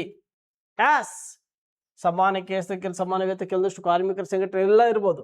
ಇವು ಮೂಲಭೂತ ಹಕ್ಕುಗಳಿಗಿಂತ ಹೆಚ್ಚಿನ ಆದ್ಯತೆ ಕೊಡಬೇಕಾದ್ರೆ ಸಂವಿಧಾನ ತಿದ್ದುಪಡಿ ಮಾಡಿದ್ವಿ. ಆರ್ಟಿಕಲ್ಸ್, ವಿಧಿಗಳು. ನೆಕ್ಸ್ಟ್ ಏನಪ್ಪಾ ಅಂದ್ರ, ಸಂಸತ್ತು ನಿರ್ಧರಿಸಿದ್ದರೆ ಅವುಗಳು ನ್ಯಾಯಾಲಯ ಜಾರಿಗೊಳಿಸಬಹುದು. ಎಷ್ಟು ಜನರಿಗೆ ಡೌಟ್ ಇದೆಪ್ಪ ಇದು? ಮೇಲ್ಗಡೆ ನ್ಯಾಯ ರಕ್ಷಣೆವಲ್ಲ, ಓಕೆ, ಆದ್ರೆ ಸಂಸತ್ತು ನಿರ್ಧರಿಸಿದ್ದರೆ 100% ರೈಟ್. ಸಂಸತ್ತೇನಾದ್ರೆ ನ್ಯಾಯಾಲಯಗಳನ್ನು ಜಾರಿಗೊಳಿಸಬೇಕಂತ ಸಂಸತ್ತು ನಿರ್ದೇಶಿ ಕೊಟ್ಟಿದ್ರೆ 100% ರೈಟ್. This is exam. ಯಾವುದು? 1 2 3 ಎಷ್ಟು ಜನ ಮುಂದೆ ಉಂಡಿ ಸಿಕ್ಕಿದೆ? 1 2 3 ಯಾವುದು ಸರಿಯಾಗಿದೆ? ಕ್ವಶನ್ ಪೇಪರ್ ತುಂಬಾ ಈಜಿ ಇದೆ ಸರ್. ಓಕೆನಾ? ತುಂಬಾ ತುಂಬಾ ತುಂಬಾ ಈಜಿ ಇದೆ. ಒಂದಾದ್ರೆ ರೈಟ್ ಆಗಿರಲಿಲ್ಲ ನೀವು ಹಣೆವರಕ್ಕೆ. Next question number 7. Question number 7. ಭಾರತದಲ್ಲಿ ಎಮರ್ಜೆನ್ಸಿ ಇದೆ. ಭಾರತದಲ್ಲಿ ತುರ್ತು ಏನಿದೆ? ಪರಿಸ್ಥಿತಿಗೆ ನಿಬಂಧನೆಗಳಿಗೆ ಸಂಬಂಧಿಸಿದಂತೆ ಪರಿಗಣಿಸಿ ಅಂತ ಕೊಟ್ಟಿದ್ದಾರೆ. ಹಾಗಾದ್ರೆ ಭಾರತ ಸಂವಿಧಾನದಲ್ಲಿರುವ 18ನೇ ಭಾಗದಲ್ಲಿ, ಎಷ್ಟನೇ ಭಾಗದಲ್ಲಿ ರೀ? 18ನೇ ಭಾಗದಲ್ಲಿ ಜರ್ಮನಿಯ ಓಲ್ ಸಂವಿಧಾನದಿಂದ ಎಮರ್ಜೆನ್ಸಿಯನ್ನು 3 ವಿಧಾನಗಳನ್ನಾಗಿ ವಿಂಗಡಿಸಲಾಗಿದೆ. ಹೌದಾ? ಮೂರು ವಿಧಾನಗಳನ್ನಾಗಿ ವಿಂಗಡಿಸಿದ್ದೀವಿ. 352ನೇ ವಿಧಿ ಏನು? ರಾಷ್ಟ್ರೀಯ ಎಮರ್ಜೆನ್ಸಿ. 356 ರಾಜ್ಯ ಎಮರ್ಜೆನ್ಸಿ. 360 ಅನ್ನೋದು ಹಣಕಾಸಿನ ಅಥವಾ ಆರ್ಥಿಕ ಎಮರ್ಜೆನ್ಸಿ. 3 ತರವಾಗಿ ನಾವು ಒದಗಿಸಿಕೊಟ್ಟಿದ್ದೀವಿ. ಹಾಗಾದ್ರೆ ಕ್ವಶನ್ಸ್ ನೋಡಿ, ಅರ್ಥ ಮಾಡ್ಕೊಳ್ಳಿ ಆತ್ಮೀಯ ವಿದ್ಯಾರ್ಥಿಗಳೇ. ಇಲ್ಲಿ ಏನು ಕೊಟ್ಟಿದ್ದಾರೆ ಗೊತ್ತಾ? ರಾಷ್ಟ್ರೀಯ ತುರ್ತು ಪರಿಸ್ಥಿತಿಯ ಸಮಯದಲ್ಲಿ ಲೋಕಸಭೆ ಅವಧಿ 1 ವರ್ಷ ವಿಸ್ತರಿಸಬಹುದು. Yes or no? ಆಗ್ಲೇಬೇಕು. ರಾಷ್ಟ್ರೀಯ ತುರ್ತು ಪರಿಸ್ಥಿತಿ ಸಂದರ್ಭದಲ್ಲಿ ಲೋಕಸಭೆಯ ಮತ್ತು ರಾಜ್ಯದ ವಿಧಾನಸಭೆಯಲ್ಲಿ ಏನ್ ಮಾಡ್ಬೇಕು? 5 ವರ್ಷ ಅಧಿಕಾರಾವಧಿ ಇದ್ದಿದ್ದು ಏನಾಗತ್ರಿ? 6 ವರ್ಷವಾಗುತ್ತದೆ. ಯಾಕಪ್ಪ ಅಂತಂದಾಗ 352ನೇ ವಿಧಿ ಆಧಾರದ ಮೇಲೆ ಏನಾಗಿರುತ್ತಾ? ಎಮರ್ಜೆನ್ಸಿ, ನ್ಯಾಷನಲ್ ಎಮರ್ಜೆನ್ಸಿ ಓಡಿಸುತ್ತಾರೆ. ಯಾವಾಗ ರಾಷ್ಟ್ರೀಯ ಎಮರ್ಜೆನ್ಸಿ, ರಾಷ್ಟ್ರೀಯ ತುರ್ತು ಪರಿಸ್ಥಿತಿ ಓಡಿಸ್ತಾರೆ, ಆ ಸಂದರ್ಭದಲ್ಲಿ ಲೋಕಸಭೆ ಅಧಿಕಾರಾವಧಿ ಮತ್ತು ರಾಜ್ಯದ ವಿಧಾನಸಭೆ ಅಧಿಕಾರಾವಧಿ 1 ವರ್ಷಗಳು ಜಾಸ್ತಿ ಆಗುತ್ತದೆ. 5 ವರ್ಷ ಇದ್ದಿದ್ದು 6 ವರ್ಷ ಆಗುತ್ತೆ. 6 ವರ್ಷ ಇದ್ದಿದ್ದನು ಹಿಂಗೆ ಹಿಂದಿಗೆ ಯಾರಿಗಾದ್ರ ಓಕೆ. ಲೋಕಸಭೆ 5 ವರ್ಷ ಇದ್ದಿದ್ದೇನೆ ಏನಾಗತ್ರಿ? 6 ವರ್ಷ. ಸೊ ಹಾಗಾದ್ರೆ ಈ ಸ್ಟೇಟ್ಮೆಂಟ್ ಕರೆಕ್ಟಾ ತಪ್ಪು? ರೈಟ್. ಸ್ಟೇಟ್ಮೆಂಟ್ 2, ರಾಷ್ಟ್ರಪತಿಗಳ ಆಳ್ವಿಕೆಯ ಸಮಯದಲ್ಲಿ ರಾಜ್ಯ ವಿಧಾನಸಭೆಯನ್ನು ಅಮಾನತುಗೊಳಿಸಬಹುದು ಅಥವಾ ವಿಸರ್ಜಿಸಬಹುದು. ರೈಟಾ ರಾಂಗ್ ಹೇಳಿ ನೋಡಿ. ರೈಟಾ ರಾಂಗ? ರೈಟ್. ನೆಕ್ಸ್ಟ್ ಆರ್ಥಿಕ ನೋಡಿ, ಇದು ನೋಡಿ, ಆರ್ಥಿಕ ತುರ್ತು ಸಂದರ್ಭದಲ್ಲಿ, ಆರ್ಥಿಕ ತುರ್ತು ಪರಿಸ್ಥಿತಿಯ ಸಮಯದಲ್ಲಿ ನ್ಯಾಯಾಧೀಶರು ಸೇರಿದಂತೆ ಎಲ್ಲಾ ನಾಗರಿಕ ವೇತನಗಳೇ ಕಡಿಮೆ ಮಾಡಬಹುದು. ರೈಟಾ ರಾಂಗ? ಹಾ, 3 ಸಾವಿರ ಯಾವ್ದದ್ದು? ತುಂಬಾ ಈಜಿ ಇದೆ ಕ್ವಶನ್ ಪೇಪರ್. ಇಲ್ಲಿ ನೋಡಿ, ರಾಷ್ಟ್ರೀಯ ತುರ್ತು ಪರಿಸ್ಥಿತಿ ಸಮಯದಲ್ಲಿ ಲೋಕಸಭೆ ಅಧಿಕಾರ ರಾಜ್ಯ 1 ವರ್ಷ ಜಾಸ್ತಿ ಆಗತ್ತಾ? ರೈಟಾ? ಮೈಂಡ್ ಅಲ್ಲಿ ಇರ್ಬೇಕು. ನೆಕ್ಸ್ಟ್ ರಾಷ್ಟ್ರಪತಿ ಆಳ್ವಿಕೆ ಸಮಯದಲ್ಲಿ ರಾಜ್ಯ ವಿಧಾನಸಭೆ ಇದೆಯಲ್ಲ, ಅಲ್ಲಿ ಏನಾಗತ್ತಾ? ಅಮಾನತುಗೊಳಿಸಬಹುದು ಮತ್ತು ವಿಸರ್ಜಿಸಬಹುದು. ಯಾರ ಕೈಯಾಗಿದೆ? ರಾಷ್ಟ್ರಪತಿ ಅಧಿಕಾರದಲ್ಲಿ. ರಾಷ್ಟ್ರಪತಿ ಆಳ್ವಿಕೆ ಇದೆ. ರಾಷ್ಟ್ರಪತಿ ಆಳ್ವಿಕೆ ಇದೆ ಅಂದ್ರೆ ಆ ರಾಜ್ಯವು ಬಹುಮತ ಬಂದಿಲ್ಲ, ಅಷ್ಟೇ ಈಜಿ. ಈಗ ನಮ್ದು 6 ಬಾರಿ ರಾಷ್ಟ್ರಪತಿ ಆಳ್ವಿಕೆ ಆಗಿದೆ ಕರ್ನಾಟಕದಲ್ಲಿ. 6 ಟರ್ಮ್ ಆಗಿದೆ. ಫಸ್ಟ್ ಪಂಜಾಬ್ ಏನಾಗಿದೆ 1951ರಲ್ಲಿ ಪಂಜಾಬ್ ಆಗಿದೆ. ಎಲ್ಲಾ ರಾಜ್ಯಗಳಲ್ಲಿ ರಾಷ್ಟ್ರಪತಿ ಆಡಳಿತ ಆಗಿದೆ. ಈಗೇನು ತೆಲಂಗಾಣ ಒಂದು ಬಿಟ್ರೆ, ಯಾಕಂದ್ರೆ ತೆಲಂಗಾಣ ಈಗ ರಚನೆ ಆಗಿದ್ದು ಮೊನ್ನೆ 2014ರಿಂದ ಆಗಿದೆ, ಆಗಿಲ್ಲ. ಮುಂದೊಂದು ದಿನ ಅದನ್ನು ಉಚಿತ ಮಾಡಿದ್ರೆ ರಾಷ್ಟ್ರಪತಿ ಆಳ್ವಿಕೆ ಇರ್ತಾರೆ. ಆ ರಾಷ್ಟ್ರಪತಿ ಆಳ್ವಿಕೆ ಮಾಡುವ ಅಧಿಕಾರ ಕೂಡ ಇದೆ ಅಲ್ವಾ, ಅಷ್ಟೇ ಈಜಿ. ನೆಕ್ಸ್ಟ್ ಇದು ನೋಡಿ, ಇದು ಎ ಹೇ ಈ ಆರ್ಟಿಕಲ್ ಅಷ್ಟೇ ಈಜಿ. ಯಾರಿಗೆ? ಅದು ಗವರ್ನರ್ 3 ವರ್ಷಕ್ಕೆ ವಿಸ್ತಾರ ಮಾಡುವಂತ ಗವರ್ನರ್. 6 ಸಾರಿ ಒಂದ್ಸರಿ 3 ಗವರ್ನರ್ ಮಾಡುವಂತ, ಪ್ರೆಸಿಡೆಂಟ್ಗೆಲ್ಲ. ಅದು already DR constable exam questions ಕೇಳಿದ್ದಾರೆ. ಆರ್ಥಿಕ ತುರ್ತು ಪರಿಸ್ಥಿತಿ ಸಮಯದಲ್ಲಿ ನ್ಯಾಯಾಧೀಶರು ಸೇರಿದಂತೆ, ನ್ಯಾಯಾಧೀಶನ ಬಿಟ್ಟಿಲ್ಲ. ಆಮೇಲೆ ಎಲ್ಲಾ ನಾಗರಿಕ ಸೇವಕರಿಗೆ ವೇತನ ಕಡಿಮೆ ಮಾಡುವ ಅಧಿಕಾರ ಇದೆ. ಹಾಗಾದ್ರೆ ಸರ್ ಇದು ಏನಾದ್ರ ಹೊಡಿಸಿದಾರ? ಇಲ್ಲಿವರೆಗೂ ಭಾರತದಲ್ಲಿ ಆರ್ಥಿಕ ತುರ್ತು ಪರಿಸ್ಥಿತಿ ಆಗಿದೆಯಾ? ಒಂದು ಸಾರಿ ಆಗಿಲ್ಲ. This is India, powerful India. ಇಲ್ಲಿವರೆಗೆ ಆಗಿಲ್ಲ. ಹಾಗಾದ್ರೆ ರಾಷ್ಟ್ರಪತಿ ಇದು ನ್ಯಾಷನಲ್ ತುರ್ತು ಪರಿಸ್ಥಿತಿ ಹೊಡಿಸಿದಾರ? 3 ಟೈಮ್ಸ್ ಆಗಿದೆ. ಯಾವಾಗ? 1961 ವರದಕ್ಷಿಣೆ ನಿಷೇಧ ಕಾಯ್ದೆ, 62 ಭಾರತ ಪಾಕ, ಭಾರತ ಚೀನಾ ಯುದ್ಧ, 1. ನೆಕ್ಸ್ಟ್ 71. ನೆಕ್ಸ್ಟ್ ಒಂದು ಫೋಟೋ ಕಾಯ್ದೆ ಅಂತ ಬರ್ತಲ್ಲ, 3 ಟೈಮ್ಸ್. ಏನು ಅವಾಗ ಏನಾಗಿದೆ? 75. ಹಾ, ಓಕೆ, 75. ಆಂತರಿಕ ತುರ್ತು ಪರಿಸ್ಥಿತಿ, ಆಂತರಿಕ ಎಮರ್ಜೆನ್ಸಿ 1962. ಇದೊಂದು 3 ಕೂಡ ಏನಾಗಿದೆ? ರಾಷ್ಟ್ರೀಯ ತುರ್ತು ಪರಿಸ್ಥಿತಿಯನ್ನು ಘೋಷಣೆ ಆಗಿದ್ದಾವ. 2002 ಫೋಟೋ ಕಾಯ್ದೆ ಬರ್ತು ಗೊತ್ತ, ಅವಾಗ ಆಗಿರ್ತೈತಿ. ಭಾವೇನಾ? ಒಂಚೂರು ನೋಡ್ಕೊಳ್ಳಿ ಅದು ಏನಿದೆ. ಸೊ ಇದು ಮತ್ತೆ 1, 2, 3 ಓಕೆನಾ? ಅದು ನೋಡ್ಕೊಳ್ಳಿ ಯಾವ್ಯಾವ ಇದಾವೆ, ಎಷ್ಟೆಷ್ಟಾಗಿದ್ದಾವ ಅಂತ. ನೆಕ್ಸ್ಟ್ ನೋಡಿ, ಈ ಕೆಳಗಿನವುಗಳಲ್ಲಿ ಯಾವುದು ವೈಶಿಷ್ಟ್ಯಗಳನ್ನು ನೋಡಿ? US ಯಾವುದು? US ಸಂವಿಧಾನದಿಂದ USA ಅಂತ ಬರಬೇಕು. US ಸಂವಿಧಾನದಿಂದ ಏನಾಗಿದೆ, ಎರವಲು ಪಡೆಯಲಾಗಿದೆ. ಹಾಗಾದ್ರೆ ಎರವಲು ಅಂತಂದಾಗ ಭಾರತ ಸಂವಿಧಾನದ ಲಕ್ಷಣಗಳು ಅಂತ ಬರುತ್ತೆ. ಏನಂತ ಬರುತ್ತೆ? ಭಾರತ ಸಂವಿಧಾನದ ಲಕ್ಷಣಗಳು. ಈ ಭಾರತ ಸಂವಿಧಾನದ ಲಕ್ಷಣಗಳು ಅಂತಂದಾಗ ನಾವೆಲ್ಲ ಸಂವಿಧಾನವನ್ನು ರಚನೆ ಮಾಡಬೇಕಾದ್ರೆ ಸುಮಾರು 60 ದೇಶಗಳು ಏನು ಮಾಡಿದೀವಿ ರೀ, ಅಧ್ಯಯನ ಮಾಡಿ ಸಂವಿಧಾನವನ್ನು ಏನು ಮಾಡಿದೀವಿ, ಜಾರಿಗೆ ತಂದಿದ್ದೀವಿ. 60 ದೇಶಗಳು ಅಧ್ಯಯನ ಮಾಡಿ 64 ಲಕ್ಷ ಕೋಟಿ ರೂಪಾಯಿ ಖರ್ಚು ಮಾಡಿ ಆಮೇಲೆ 2 ವರ್ಷ 11 ತಿಂಗಳು 18 ದಿನಗಳ ಕಾಲಾವಕಾಶ ತಗೊಂಡು ಈ ಸಂವಿಧಾನವನ್ನು ಸುಮಾರು ಇಷ್ಟು ದಿನಗಳ ಟೈಮ್ ತಗೊಂಡು ರಚನೆ ಮಾಡಿದ್ವಿ. ಅಂದ್ರೆ ಇದರ ಲಕ್ಷಣಗಳು ಅಂತ ಬಂದಾಗ ನೋಡ್ಬೇಕು ನೀವು, ಏನಂತಂದ್ರೆ ಎರವಲು ಸಂವಿಧಾನ ಅನ್ನೋದು ಒಂದು ಲಕ್ಷಣ. ಏನ್ರಿ ಎರವಲು? ಹಾಗಾಗಿ ಎರವಲು ಅಂತಂದ್ರೆ ಬೇರೆ ಬೇರೆ ದೇಶಗಳಿಂದ ಅಳವಡಿಸಿಕೊಂಡಿದ್ದೀವಿ. ಹಾಗಾಗಿ ಯಾವ್ಯಾವ ದೇಶ ಅಂತಂದಾಗ ನೋಡ್ರಿ, ಫಸ್ಟ್ ಯಾವ್ದು ರೇಷ್ಯಾ ದೇಶ ಅಂತ ತಿಳ್ಕೊಳ್ರಿ. ರೇಷ್ಯಾದಿಂದ ಮೂಲಭೂತ ಕರ್ತವ್ಯಗಳು ತಂದಿದ್ದೀವಿ. ಮೂಲಭೂತ ಕರ್ತವ್ಯಗಳು ಸಾಮಾಜಿಕವಾಗಿ, ಆರ್ಥಿಕವಾಗಿ, ರಾಜಕೀಯವಾಗಿ ವಿಷಯಗಳನ್ನು ಜಾರಿ ತಂದಿದ್ದೀವಿ. ಅದೇ ರೀತಿಯಾಗಿ ಫ್ರಾನ್ಸ್ ದೇಶದಿಂದ ಏನು ಮಾಡಿದ್ದೀವಿ, ಪ್ರಿಯಂಬಲ್ಸ್ನಲ್ಲಿ ಸ್ವತಂತ್ರ, ಸಮಾನತೆ, ಭ್ರಾತೃತ್ವ ಎಂಬ ವಿಷಯಗಳನ್ನು ಜಾರಿಗೆ ತಂದಿದ್ದೀವಿ. ಅದೇ ತರಾಗಿ ನಮ್ದು ಅಮೇರಿಕ ದೇಶದಿಂದ ನೋಡ್ಬೇಕಾದ್ರೆ ಯಾವ್ದ್ರಿ, ಅಮೇರಿಕ ದೇಶದಿಂದ ಮೂಲಭೂತ ಹಕ್ಕುಗಳು ಜಾರಿಗೆ ತಂದಿದ್ದೀವಿ. ಅದೇ ತರಾಗಿ ಐರ್ಲೆಂಡ್ ದೇಶದಿಂದ ನೋಡಿದಾಗ DPSP ಜಾರಿಗೆ ತಂದಿದ್ದೀವಿ.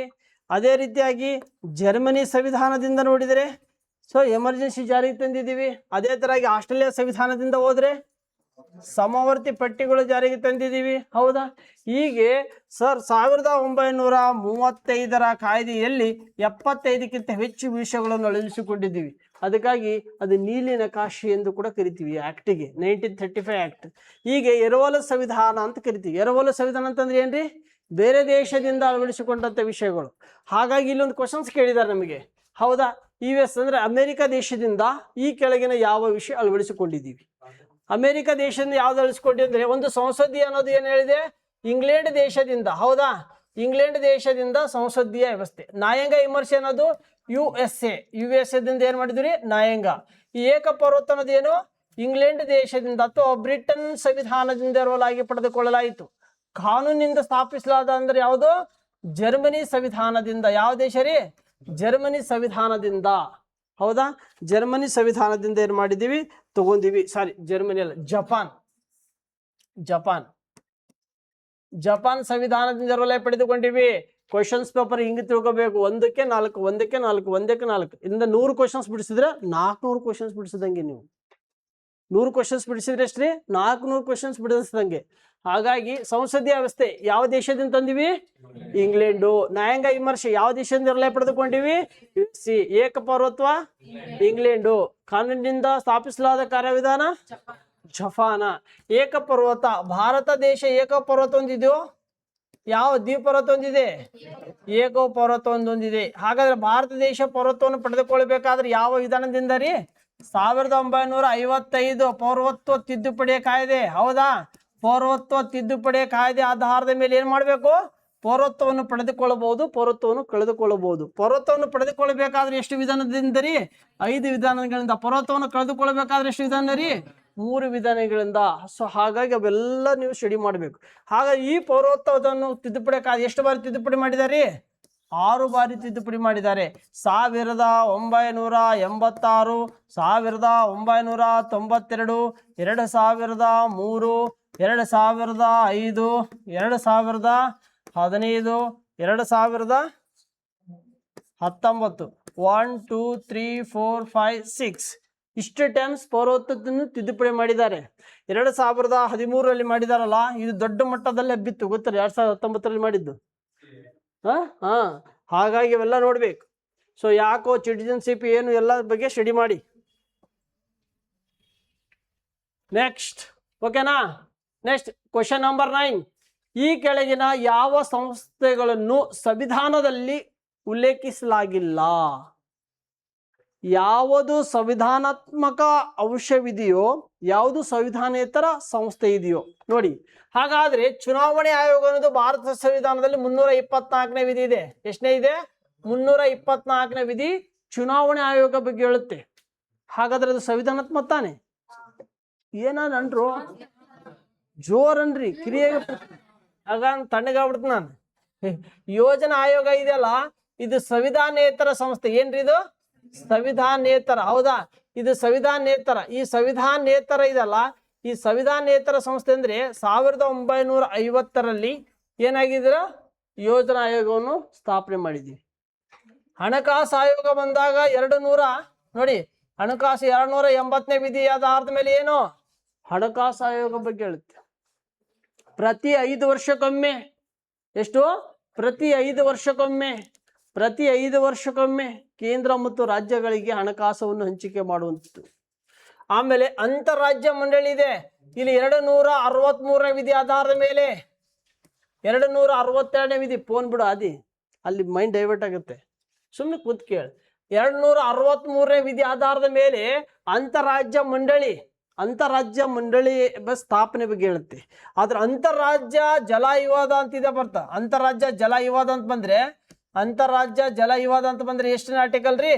262ನೇ ಆರ್ಟಿಕಲ್. ತುಂಬಾ ಇಂಪಾರ್ಟೆಂಟ್. ಅಂತಾರಾಜ್ಯ ಜಲ ವಿವಾದ ಅಂತಂದಾಗ ಒಂದು ನದಿ ಹುಟ್ಟೈತಂದ್ರೆ ಅದನ್ನ ಬೇರೆ ಬೇರೆ ರಾಜ್ಯಗಳ ಹರಿದು ಹೋಗ್ಬೇಕು ಅಂದ ನೀರಿನ ವಿವಾದ ಇರುತ್ತೆ ಜಾಸ್ತಿ. ಈ ನೀರಿನ ಒಂದು ರಾಜ್ಯ ಇನ್ನೊಂದು ರಾಜ್ಯ ಜೊತೆ ಈ ನೀರಿನ ವಿವಾದ ಇದ್ದ ಸಂದರ್ಭದಲ್ಲಿ ಹಾಗೆ ಬಗೆಹರಿಸಕ್ಕೆ ಏನ್ ಮಾಡಿದ್ದಾರೆ? ಅಂತಾರಾಜ್ಯ ಜಲ ವಿವಾದ ಅನ್ನೋದು ಸ್ಥಾಪನೆ ಮಾಡಿದ್ದಾರೆ. ಇದ್ರ ಅಂಡರ್ ಮ್ಯಾಗ ಸುಪ್ರೀಂ ಕೋರ್ಟ್ ಅಲ್ಲಿ ಒಂದು ಆಕ್ಟ್ ಬರುತ್ತೆ, ಮೂಲ ಅಧಿಕಾರದ ವ್ಯಾಪ್ತಿ. ಏನ್ರಿ? ಮೂಲ ಅಧಿಕಾರದ ವ್ಯಾಪ್ತಿ. ಈ ಮೂಲ ಅಧಿಕಾರದ ವ್ಯಾಪ್ತಿ 131ನೇ ವಿಧಿ ಆಧಾರದ ಮೇಲೆ ಕೂಡ ಒದಗಿಸಿಕೊಟ್ಟಿದ್ದೀವಿ. ಅಂದ್ರೆ ರಾಜ್ಯಗಳ ಮಧ್ಯೆ ಭಿನ್ನಾಭಿಪ್ರಾಯ ಉಂಟಾದ್ರೆ ಬಗೆಹರಿಸಕ್ಕೆ ಮೂಲ ಅಧಿಕಾರದ ವ್ಯಾಪ್ತಿ ಮುಖಾಂತರ ರೇಟ್ ಹಾಕ್ಸಿ ಪ್ರಾಬ್ಲಮ್ ಸಾಲ್ವ್ ಮಾಡ್ಕೋ. ಯಾಕಂದ್ರೆ ಕಾವೇರಿ ಎಕ್ಸಾಂಪಲ್ ಏನ್ರಿ?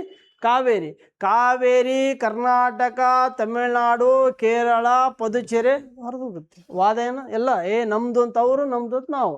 ಹಂಗದ್ದಾಗ ಇಲ್ಲಿ ಕರ್ನಾಟಕ ಹೈಕೋರ್ಟಲ್ಲಿ ಹೋಗಿ ಹಾಕ್ತೀರಾ ಅಥವಾ ತಮಿಳುನಾಡು ಹೈಕೋರ್ಟಲ್ಲಿ ಕೇಸ್ ಹಾಕ್ತೀರಾ? ಹೌದಲ್ವಾ? ಹಾಗಾಗಿ ಕರ್ನಾಟಕ ಹೈಕೋರ್ಟ್ ಇದು ನಮ್ಮ ಪರವಾಗಿನೇ ಕೊಡಬೇಕು, ಇದು ಅವ್ರ ಪರವಾಗಿನೇ ಕೊಡಬೇಕು. ಇದು ನಮ್ಮ ಪರವಾಗಿ ಕೊಟ್ಟ ತಮಿಳ್ನಾಡು ಪರವಾಗಿ ಕೊಟ್ರೆ ಇದು ನಾಳೆಗೆ ಹೋಗಿ ಸುಡ್ತಾರೆ ನಮ್ಮ ಜನ ಹೈಕೋರ್ಟ್. ಹೌದಿಲ್ರಿ? ನಾಳೆಗೆ ಹೋಗಿ ಬೆಂಕಿ ಜಾಕ್ ನನಗೆ ಗೊತ್ತಿರಬೇಕು.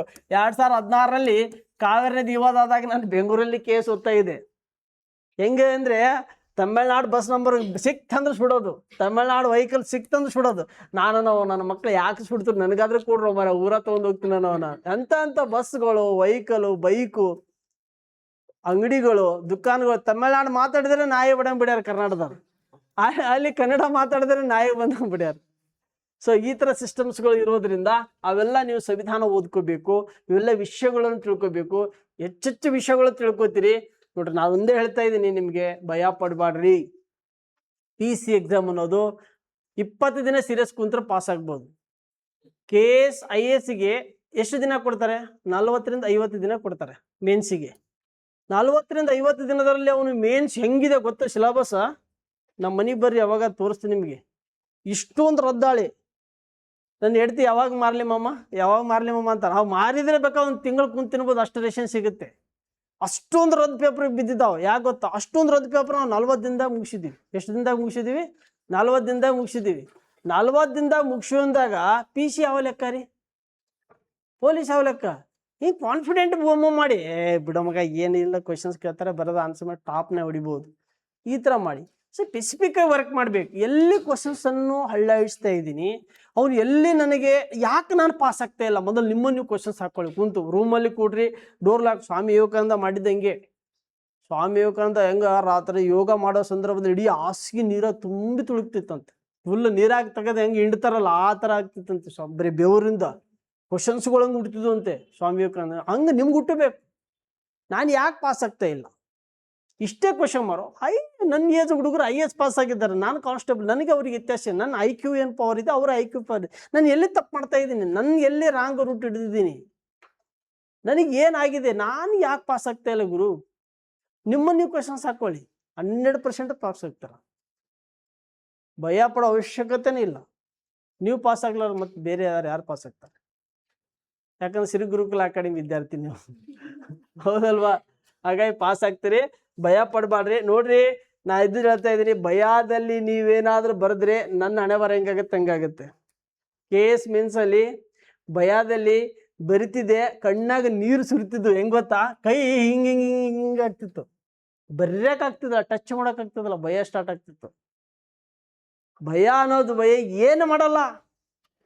ಭಯ ಅಂತ ಏನು ಗೊತ್ತಾ? ನಿಮ್ಮನ್ನು ಹಾಳು ಮಾಡುತ್ತೆ. ಅದ್ರ ಮೈಂಡ್ ಸೆಟ್ಲಿ ಹೊರಗೆ ಬನ್ನಿ ದಯವಿಟ್ಟು. ಭಯ ಯಾವುದು ಇರ್ಬೇಕು, ಯಾಕೆ ಪಿ ಸಿ ಆಗಲಿ ಬಿಡೋ ಮಗ, ಲಾಸ್ಟ್ ಹೆಗ್ರೆಸ್ ಅಂಗಡಿ ಇಟ್ಟಾದ್ರೆ ನಾನು ಬದುಕ್ತೀನಿ ಅಂತ ಕೆಪಾಸಿಟಿ ಇರಬೇಕು. ಎಕ್ಸಾಮ್ ಇದೆ, ಹೆಂಗೋ ನಮಗೆ ಏಜ್ ಬಂದಿದ್ದಲ್ಲ, ಏಜ್ ಕೊಟ್ಟಿದ್ದಾನೆ, ಎಲಿಜಿಬಲ್ ಆಗಿದ್ದೀನಿ, ಬರೀತೀನಿ, ಪಾಸ್ ಆದರೆ ಖುಷಿ, ಪಾಸ್ ಆಗ್ಲಿಕ್ಕೆ ಬಿಡು, ಏನು 2 ತಿಂಗಳು ಮನ್ಯಾಗ ಕೂತೀನಿ ತಿಳ್ಕೊಬೇಕು, ಅಷ್ಟೇ ಮಾಡಿ ಎಕ್ಸಾಮ್ ಬರೀರಿ, ಪಾಸ್ ಆಗಿ ಆಗ್ತೀರಿ. ಯಾವುದು ಭಯ ಬೇಡ. 2 ತಿಂಗಳ ನಾನು ದುಡ್ದಿಲ್ಲ, ಸುಮ್ಮನೆ ಏನೋ ಒಂದು ಟ್ರಿಪ್ಪಿಗೆ ಹೋಗಿದ್ದೆ ಅಂತ ತಿಳ್ಕೊಂಡು ಒಂದು ಮೈಂಡ್ ಸೆಟ್ಟಲ್ಲಿದ್ದು ಎಕ್ಸಾಮ್ ಕೂಡ್ರಿ, ಅವರೇ ಪಾಸ್ ಆಗೋದು ನೋಡ್ಬೇಕು ನೀವು. ಎಕ್ಸಾಮ್ ಹಾಲಲ್ಲಿ ಸರ್ ಇನ್ನೊಂದು 5 ನಿಮಿಷ ಬಂದೆ ಸರ್, ಎಲ್ಲ ಮ್ಯಾಗ್ಜಿನ್ ಏನು ಕ್ವಶನ್ ಪೇಪರ್ ಏನು ತೆಗೆಯೋದೇನು ಎಕ್ಸಾಮ್ ಹಾಲಲ್ಲಿ. ಆ ಟೈಮಲ್ಲಿ ಯಾರಾದ್ರೂ ಓದ್ತಾರ? ಮನುಷ್ಯನಿಗೆ ಮೆಮೊರಿ ಪವರಲ್ಲಿ ಇಷ್ಟೇ % ಅದು ಆಮ್ಲಜನಕ ಅಂತ ಇರುತ್ತೆ. ಅದು ಖಾಲಿ ಆದರೆ ಎಂಥ ವಿದ್ಯಾರ್ಥಿಗಳು ಓದೋಕ್ಕಾಗಲ್ಲ. ಅರ್ಥ ಆಯ್ತಾ? ಈಗ ನಾನು ಇವಾಗ ಜಸ್ಟ್ ಊಟ ಮಾಡ್ಕೊಂಡ್ಬಂದು ಕ್ಲಾಸ್ ಹಿಂಗೆ ಮಾಡ್ತಾ ಹೋದ್ರೆ ನನ್ನ ಕ್ಲಾಸ್ ಡಲ್ ಆಗ್ತಾ ಇರುತ್ತೆ. ಯಾಕೆ ಇರುತ್ತೆ ಡಲ್ ಆಗ್ತಾ ಯಾಕಿರುತ್ತೆ ಹೇಳಿ? ನನ್ನ ಎನರ್ಜಿ, ನಂದೆಲ್ಲ ಆಕ್ಸಿಜನ್ ಎಲ್ಲ ಕಡಿಮೆ ಆಗ್ತಾ ಇರುತ್ತೆ. ಹಾಗಾಗಿ ಎಕ್ಸಾಮ್ ಟೈಮಲ್ಲಿ ಸಾಯಂಕಾಲ 8 ಗಂಟೆ 9 ಗಂಟೆಗೆ ನೀವು ಏನಾದರೂ ಓದೋದು ಸ್ಟಾಪ್ ಮಾಡಿದರೆ ಎಕ್ಸಾಮ್ ಕ್ವಶನ್ ಪೇಪರ್ ಬರೋವರೆಗೂ ಮುಟ್ಬಾರ್ದು. ಎಸ್ಪೆಷಲಿ ಫೋನ್ ಮೊದಲು ನೋಡಬಾರ್ದು. ಫೋನ್ ಬಂದರೆ ಅದು ಹಿಂಗಾಯ್ತು ಇದು ಹಿಂಗಾಯ್ತು ಮುಗೀತು. ಸೈಲೆಂಟಾಗಿ ಬರೇ ಇಷ್ಟು ಓದಿದ್ರಿ, ಸೈಲೆಂಟಾಗಿದ್ದು ಮೌನವಾಗಿದ್ದು ಯಾರ ಜೊತೆ ಮಾತಾಡಲಾರ್ದ ಖುಷಿಲಿದ್ದು ನಕ್ಕೊಂತು ಒಂದು ಹಬ್ಬ ಹೆಂಗೆ ಹೋಗ್ತಾರೆ ಆ ಥರ ಒಳ್ಳೆ ಡ್ರೆಸ್ ಕೋಡಿಂಗ್ ಹಾಕ್ಕೊಂಡು ಎಕ್ಸಾಮ್ ಹಾಲಲ್ಲಿ ಕೂತು ತೆಗೆದ್ರೆ ಎಲ್ಲ ಕ್ವಶನ್ ಪೇಪರ್ ಮುಂದೂ ಓಡಾಡ್ತಾ ಇರುತ್ತೆ. ಅವಾಗ ನಿಮ್ಮ ಮೈಂಡ್ ಓಪನ್ ಆಗುತ್ತೆ. ಇಲ್ಲಿ ಎಲ್ಲ ಬಿಸಿಲು ಬಿದ್ದಿರುತ್ತೆ. 9 ಗಂಟೆಗೆ ಓದಿ ಓದಿ ಓದಿ ಓದಿ ಇಲ್ಲೇ ಸುಸ್ತಾಗಿ ಮುಂದೇನು ಮಾಡ್ತಾನೋ ಏನು ಮಾಡಲ್ಲ, ಎಲ್ಲ ಕನ್ಫ್ಯೂಸ್ ಮಾಡ್ಕೊಂಡು ಬರ್ತಾನೆ. ನಾನು ಏನು ಓದಿದ್ನಲ್ಲ ಅಲ್ಲಿ ಮ್ಯಾಗ್ಜಿನಲ್ಲಿ ಏನು ಕೊಟ್ಟಿದ್ರಲ್ಲ ಹಂಗೆ. ಹೌದಾ? ಅಂಥ ಭಾವನೆಯಲ್ಲಿದ್ದು ಓದಬೇಡಿ. ಅಂಥ ಭಾವನೆಯಲ್ಲಿದ್ದು ನೀವು ಏನಾದರೂ ಓದಿದರೆ ಎಕ್ಸಾಮ್ ಪಾಸ್ ಆಗಲ್ಲ. ಓಕೆ ನೋಡಿ, ಭಾರತೀಯ ಸಂವಿಧಾನದಲ್ಲಿ ಸಮವರ್ತಿ ಪಟ್ಟಿ ಈಗ ಹೇಳಿದ್ದೆ ನಿಮಗೆ. ಯಾವ ಪಟ್ಟಿ ರೀ? ಸಮವರ್ತಿ ಪಟ್ಟಿ. ಇದರ ಕಲ್ಪನೆಯನ್ನು ಈ ಕೆಳಗಿನವರಿಂದ ಎರವಲು ಪಡೆಯಲಾಯಿತು. ಯಾವ ದೇಶ ರೀ? ಆಸ್ಟ್ರೇಲಿಯಾ ಸಂವಿಧಾನದಿಂದ. ಇವೇ ಸಂವಿಧಾನದಿಂದ ಯಾವುದು? ಕೇರಳ ಸಂವಿಧಾನದಿಂದ ಯಾವುದು? ಜರ್ಮನಿ ಸಂವಿಧಾನದಿಂದ ಯಾವುದು? ಎಲ್ಲರೂ ಹೇಳ್ಬೇಕು, ಬಾಯಿ ಮುಚ್ಚಿ ಓಪನ್ ಆಗಿ ಹೇಳ್ಬೇಕು. ನಾನು ಡಿಸ್ಕಸ್ ಮಾಡಿಂತಾನೆ ಬಾಯಿ ಬಿಚ್ಚಿ ಓಪನ್ ಆಗಿ ಹೇಳೋದ್ರಿಂದ ಅದು ಮೆಮೊರಿಯಲ್ಲಿ ಕೂಡುತ್ತೆ, ಹೇಳ್ಬೇಕು. ಓಕೆ, ಹಾಗಾದ್ರೆ ಸಂಸತ್ತಿನ ಜಂಟಿ ಅಧಿವೇಶನ ಯಾವ ಅಧಿವೇಶನ ರೀ? ಜಂಟಿ ಅಧಿವೇಶನ. ಹಾಗಾದ್ರೆ ಜಂಟಿ ಅಧಿವೇಶನ ಸಂವಿಧಾನದಲ್ಲಿ ಎಷ್ಟನೇ ಆರ್ಟಿಕಲ್ ಹೇಳುತ್ತೀರಿ? 108ನೇ ವಿಧಿ ಹೇಳುತ್ತೆ. ಹಾಗಾದ್ರೆ 108ನೇ ವಿಧಿ ಆಧಾರದ ಮೇಲೆ ನಾವು ಜಂಟಿ ಅಧಿವೇಶನೆಯನ್ನು ನಡೆಸಬೇಕಾದ್ರೆ ಯಾವ ಸಂದರ್ಭದಲ್ಲಿ ನಡೆಸ್ತೀವ್ರಿ? ಲೋಕಸಭೆ ಮತ್ತು ರಾಜ್ಯಸಭೆ ಏನಿರಬೇಕು? ಅಧಿವೇಶನ ಇಲ್ಲದ ಸಂದರ್ಭದಲ್ಲಿ ಲೋಕಸಭೆ ಜಂಟಿ ಅಧಿವೇಶನ ಹೊರಸ್ತಿರು. ಹೌದಾ? ಹಾಗಾಗಿ ಜಂಟಿ ಅಧಿವೇಶನವನ್ನು ಇವರು ಹೊಡಿಸುವವರು ಯಾರು ಅಂತ ಕೇಳ್ತಾರೆ. ಯಾರು ಹೊಡಿಸ್ತಾರೆ? ರಾಷ್ಟ್ರಪತಿಯವರು ಹೊಡಿಸುತ್ತಾರೆ. ರಾಷ್ಟ್ರಪತಿಯವರು ಸಂವಿಧಾನದ 108ನೇ ವಿಧಿ ಆಧಾರದ ಮೇಲೆ, ಸಂವಿಧಾನದ ಆಂಬುಲೆನ್ಸ್ ಆಧಾರದ ಮೇಲೆ ಅಂತ ಜಂಟಿ ಅಧಿವೇಶನ ಹೊಡಿಸ್ತಾರೆ. ಆದರೆ ಈ ಜಂಟಿ ಅಧಿವೇಶನ ಹೊಡಿಸೋರು ರಾಷ್ಟ್ರಪತಿ, ಆದರೆ ಇದರ ಅಧ್ಯಕ್ಷ ವಹಿಸೋರು ಯಾರು? ಲೋಕಸಭೆಯ ಸಭಾಪತಿ. ಓಕೆ, ಒಂಚೂರು ಮುಂದಕ್ಕೆ ಹೋಗ್ತೀನಿ. ಏನು ಹೋಗ್ತೀನಿ? ಒಂಚೂರು ಮುಂದಕ್ಕೆ ಹೋಗ್ತೀನಿ. ಲೋಕಸಭೆ ಸಭಾಪತಿ ಆ ಟೈಮಲ್ಲಿ ಇಲ್ಲಂದ್ರೆ ಯಾರಾಗ್ತಾರೆ? ಲೋಕಸಭೆ ಉಪಸಭಾಪತಿ. ಯಾರಿರ್ತಾರೆ? ಲೋಕಸಭೆಯ ಉಪಸಭಾಪತಿ. ಲೋಕಸಭೆ ಯಾರಿರ್ತಾರೆ? ಉಪಸಭಾಪತಿ. ಲೋಕಸಭೆ ಸಭಾಪತಿ ಇಲ್ಲ, ಲೋಕಸಭೆ ಉಪಸಭಾಪತಿ ಇಲ್ಲ. ಯಾಸ್ ಹೊಡ್ರಿ ಚಪ್ಪಳೆ ಹೊಡ್ರು. ರಾಜ್ಯಸಭೆಯ ಉಪಸಭಾಪತಿ ಯಾರು? ರಾಜ್ಯಸಭೆಯ ಉಪಸಭಾಪತಿ. ಓಕೆ, ಇಲ್ಲಿ ಅರ್ಥ ಮಾಡ್ಕೋಬೇಕು.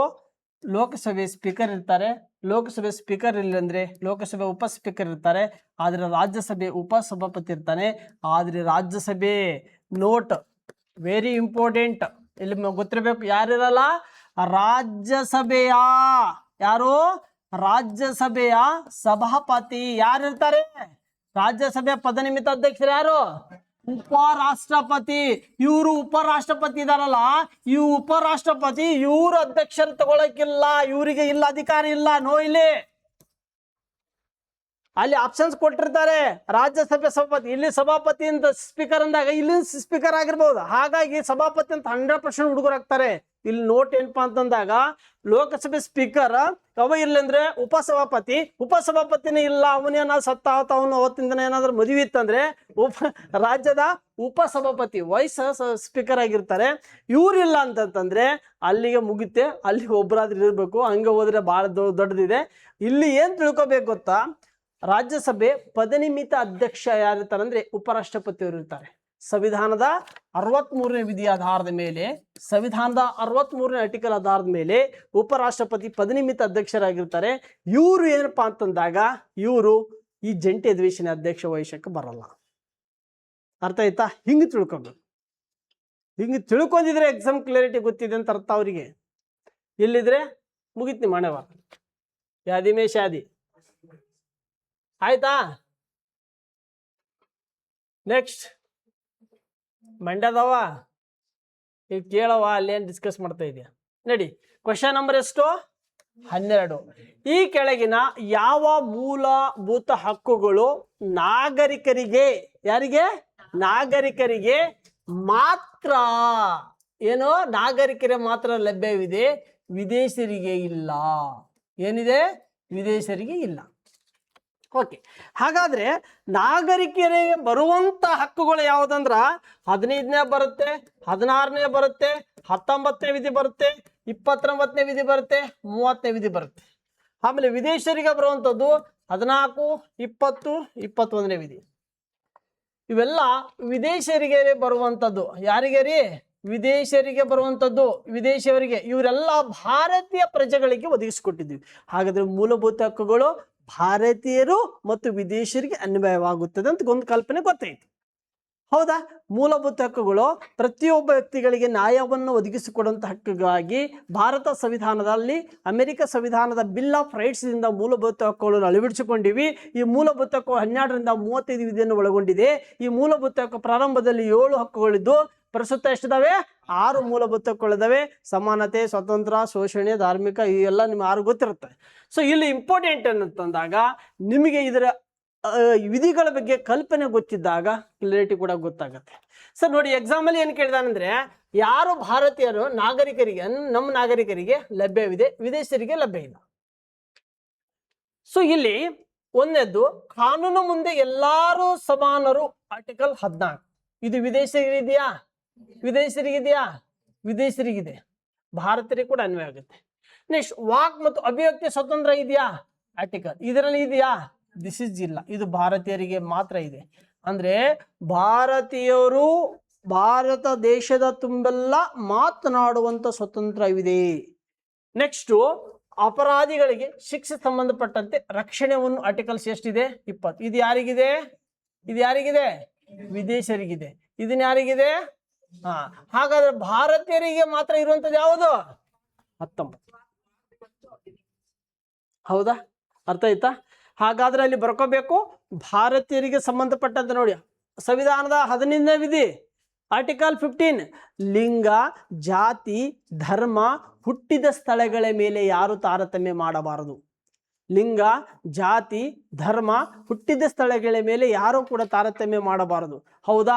ಹಾಗಾಗಿ ಇದು ವಿದೇಶಿಯರಿಗೆ ಇದೆ, ಭಾರತೀಯರಿಗೆ ಇಲ್ವಾ? ಹಾಗೆ ತಿಳ್ಕೊಬೇಕು. ಒಳ್ಳೆ ಭಾರತೀಯರಿಗೆ ಇದೆ, ವಿದೇಶಿಯರಿಗೆಲ್ಲ. ಹಾಗಾದ್ರೆ ಇಲ್ಲಿ ಈಗ ಇವೇನದಾವಲ್ಲ, ಇವು ಆರ್ಟಿಕಲ್ಸ್ಗಳು ನಮಗೂ ಕೂಡ ಬರುತ್ತೆ. ಬರೇ ವಿದೇಶಿಯರಿಗೆ ಸ್ಪೆಸಿಫಿಕ್ ಆಗಿ ಎಷ್ಟಿದಾವೆ ಇವು ಆರ್ಟಿಕಲ್? ಎಲ್ಲ ನಮೂನೆ ಎಷ್ಟದಾವು? ಎಲ್ಲ ಭಾರತ ಸಂವಿಧಾನದ ಆರ್ಟಿಕಲ್. ಆದರೆ ಇದರಲ್ಲಿ ಬರೇ ವಿದೇಶಿಗರು, ಇದರಲ್ಲಿ ಭಾರತೀಯರು. ಹಾಗಾಗಿ ಇಲ್ಲಿ 14ನೇದು ನೋಡಿದ್ರೆ ಕಾನೂನು ಮುಂದೆ ಎಲ್ಲಾರ ಸಮಾನರು ಅಂತ ಹೇಳ್ತೀವಿ. ಹೌದಾ? ಸಮಾನ ರಕ್ಷಣೆ. ಹಾಗಾಗಿ ಅದು ಭಾರತೀಯರಿಗೆ ಮತ್ತು ವಿದೇಶಿಯರಿಗೆ ಎಲ್ಲರಿಗೂ ಸಮಾನ. ನೀ ಭಾರತೀಯನಲ್ಲ, ನೀ ವಿದೇಶಿಯವನಲ್ಲ, ಯಾರು ನಮ್ಗೆ ಬಂದ್ರೆ ಕಾನೂನು ಮುಂದೆ ಸಮಾನರು. ಹೌದಾ? ನಾನು ಅಮೆರಿಕ ಪ್ರೆಸಿಡೆಂಟ್ ಇದ್ದೀನಿ, ನಾನು ಅಮೆರಿಕ ಅಧ್ಯಕ್ಷನಿದ್ದೀನಿ, ನಾನು ಗುರುಕುಲ ಅಕಾಡೆಮಿ ಮೋಹನ್ ಸಿಂಗ್ ಇದ್ದೀನಿ, ನಾನು ಸ್ವಲ್ಪ ಹಿಂಗೆ ಬಿಲ್ಡಪ್ ಕೊಟ್ಟೆ ಅಂದ್ರೆ ಏನು ಮಾಡ್ತಾರೆ? ಒದ್ದು ಸ್ಟೇಷನ್ಗೆ ಹಾಕ್ತಾರೆ. ಓಕೆ, ಈಗ ಹಾಗಾದ್ರೆ 14ನೇ ವಿಧಿ ಸಾರ್ವಜನಿಕ ಉದ್ಯೋಗ ಅವಕಾಶಗಳಲ್ಲಿ ಸಮಾನತೆ. ಸಾರ್ವಜನಿಕ ಉದ್ಯೋಗ ಅವಕಾಶಗಳು ವಿದೇಶಿಯರಿಗೆ ಕೊಡಕ್ಕಾಗತ್ತಾ? ಕೊಡಕ್ಕಾಗಲ್ಲ. Easy method ತೆಗೆದಾಕ್ಬೋದು. 19ನೇದು ನೋಡ್ರಿ, ವಾಕ್ ಸ್ವತಂತ್ರ. ವಿದೇಶನ ಬಂದ್ಲಿ ಉಚ್ಚಸ್ತ್ರ ಮಾತಾಡಕ್ಕಾಗತ್ತಾ? ಇಲ್ಲಿ ಸಭೆ ಸೇರಕ್ಕಾಗತ್ತಾ? ಇಲ್ಲಿ ಸಂಘ ಕಟ್ಟಕ್ಕಾಗತ್ತಾ? ಸಂಚರಿಸಲಾಗತ್ತಾ?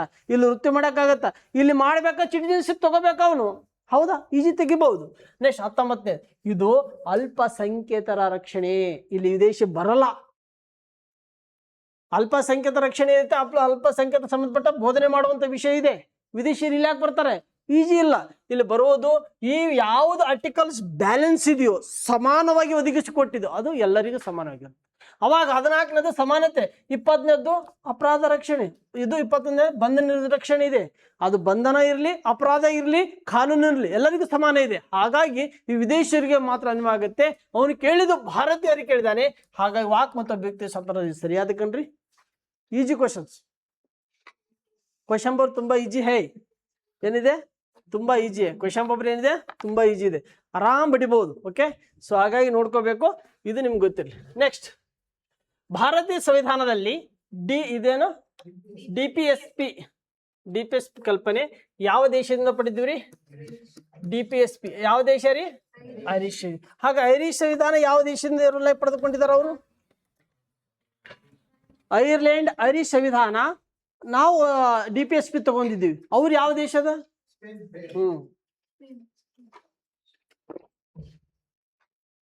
ಇವರು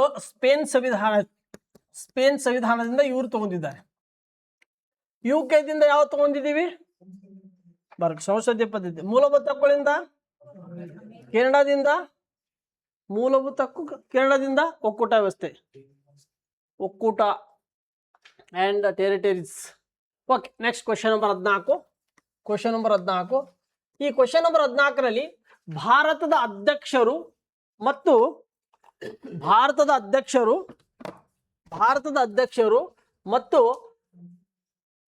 ನೋಡಿ, ಭಾರತದ ಅಧ್ಯಕ್ಷರು ಮಂತ್ರಿಗಳು ಸಲಹೆ ಮೇರೆಗೆ ಮತ್ತು ನೆರವು ಮತ್ತು ಸಲಹೆ ಮೇರೆಗೆ ಏನಾಗಿರಬೇಕು? ಬದ್ಧನಾಗಿರುತ್ತಾರೆ. ಅಂದ್ರೆ ಪ್ರಧಾನಮಂತ್ರಿ ಒಳಗೊಂಡಂತ ಮಂತ್ರಿಮಂಡಲವು, ದಿಸ್ ಇಸ್ ಕ್ಯಾಬಿನೆಟ್. ಪ್ರಧಾನಮಂತ್ರಿ ಒಳಗೊಂಡಂತವು ಮಂತ್ರಿಮಂಡಲವು ಅವರು ಅಧ್ಯಕ್ಷರಂದ್ರೆ ರಾಷ್ಟ್ರಪತಿಯವರಿಗೆ ಏನಿರ್ಬೇಕು ರೀ? ನೆರವಿರಬೇಕು, ಸಲಹೆಯಾಗಿ ಬದ್ಧನಾಗಿರ್ಬೇಕು. ಹೌದಾ? ಪ್ರಧಾನಮಂತ್ರಿ ಒಳಗೊಂಡಂತ ಮಂತ್ರಿಮಂಡಲ ಯಾರ ಅಂಡರ್ನಲ್ಲಿ ಇರುತ್ತೆ? ರಾಷ್ಟ್ರಪತಿಗೆ ಸಲಹೆ ಸೂಚನೆ ಕೊಡಕ್ಕೆ. ರಾಷ್ಟ್ರಪತಿಗೆ ಸಲಹೆ ಸೂಚನೆ ಕೊಡಬೇಕಾದ್ರೆ ಏನಿರ್ಬೇಕ್ರಿ?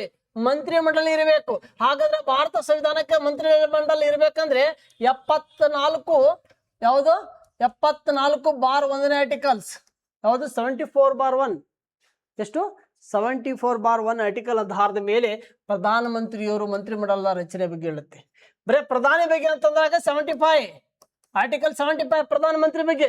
ಬಟ್ ಅಟಾರ್ನಿ ಜನರಲ್ ಕೇಳಿದ್ರೆ 76ನೇ ವಿಧಿ. ಎಷ್ಟನೇ ಇದ್ದೀರಿ? 76 ಅಟಾರ್ನಿ ಜನರಲ್ ಬಗ್ಗೆ ಕೇಳ್ತಾರೆ. CAG ಬಗ್ಗೆ ಕೇಳಿದ್ರೆ 148 CAG. ಅಡ್ವೊಕೇಟ್ ಜನರಲ್ ಬಗ್ಗೆ ಕೇಳಿದ್ರೆ 165. ಓಕೆ, ಎಲ್ಲ ಗೊತ್ತಿರ್ಬೇಕು, ಎಕ್ಸಾಮಲ್ಲಿ ಕೇಳ್ತಾರೆ, ಅವೆಲ್ಲ ಬಿಟ್ಬಿಡಿ. ಇಲ್ಲಿ ಕ್ವಶನ್ಸ್ ಕೇಳಿದ್ದಾರೆ.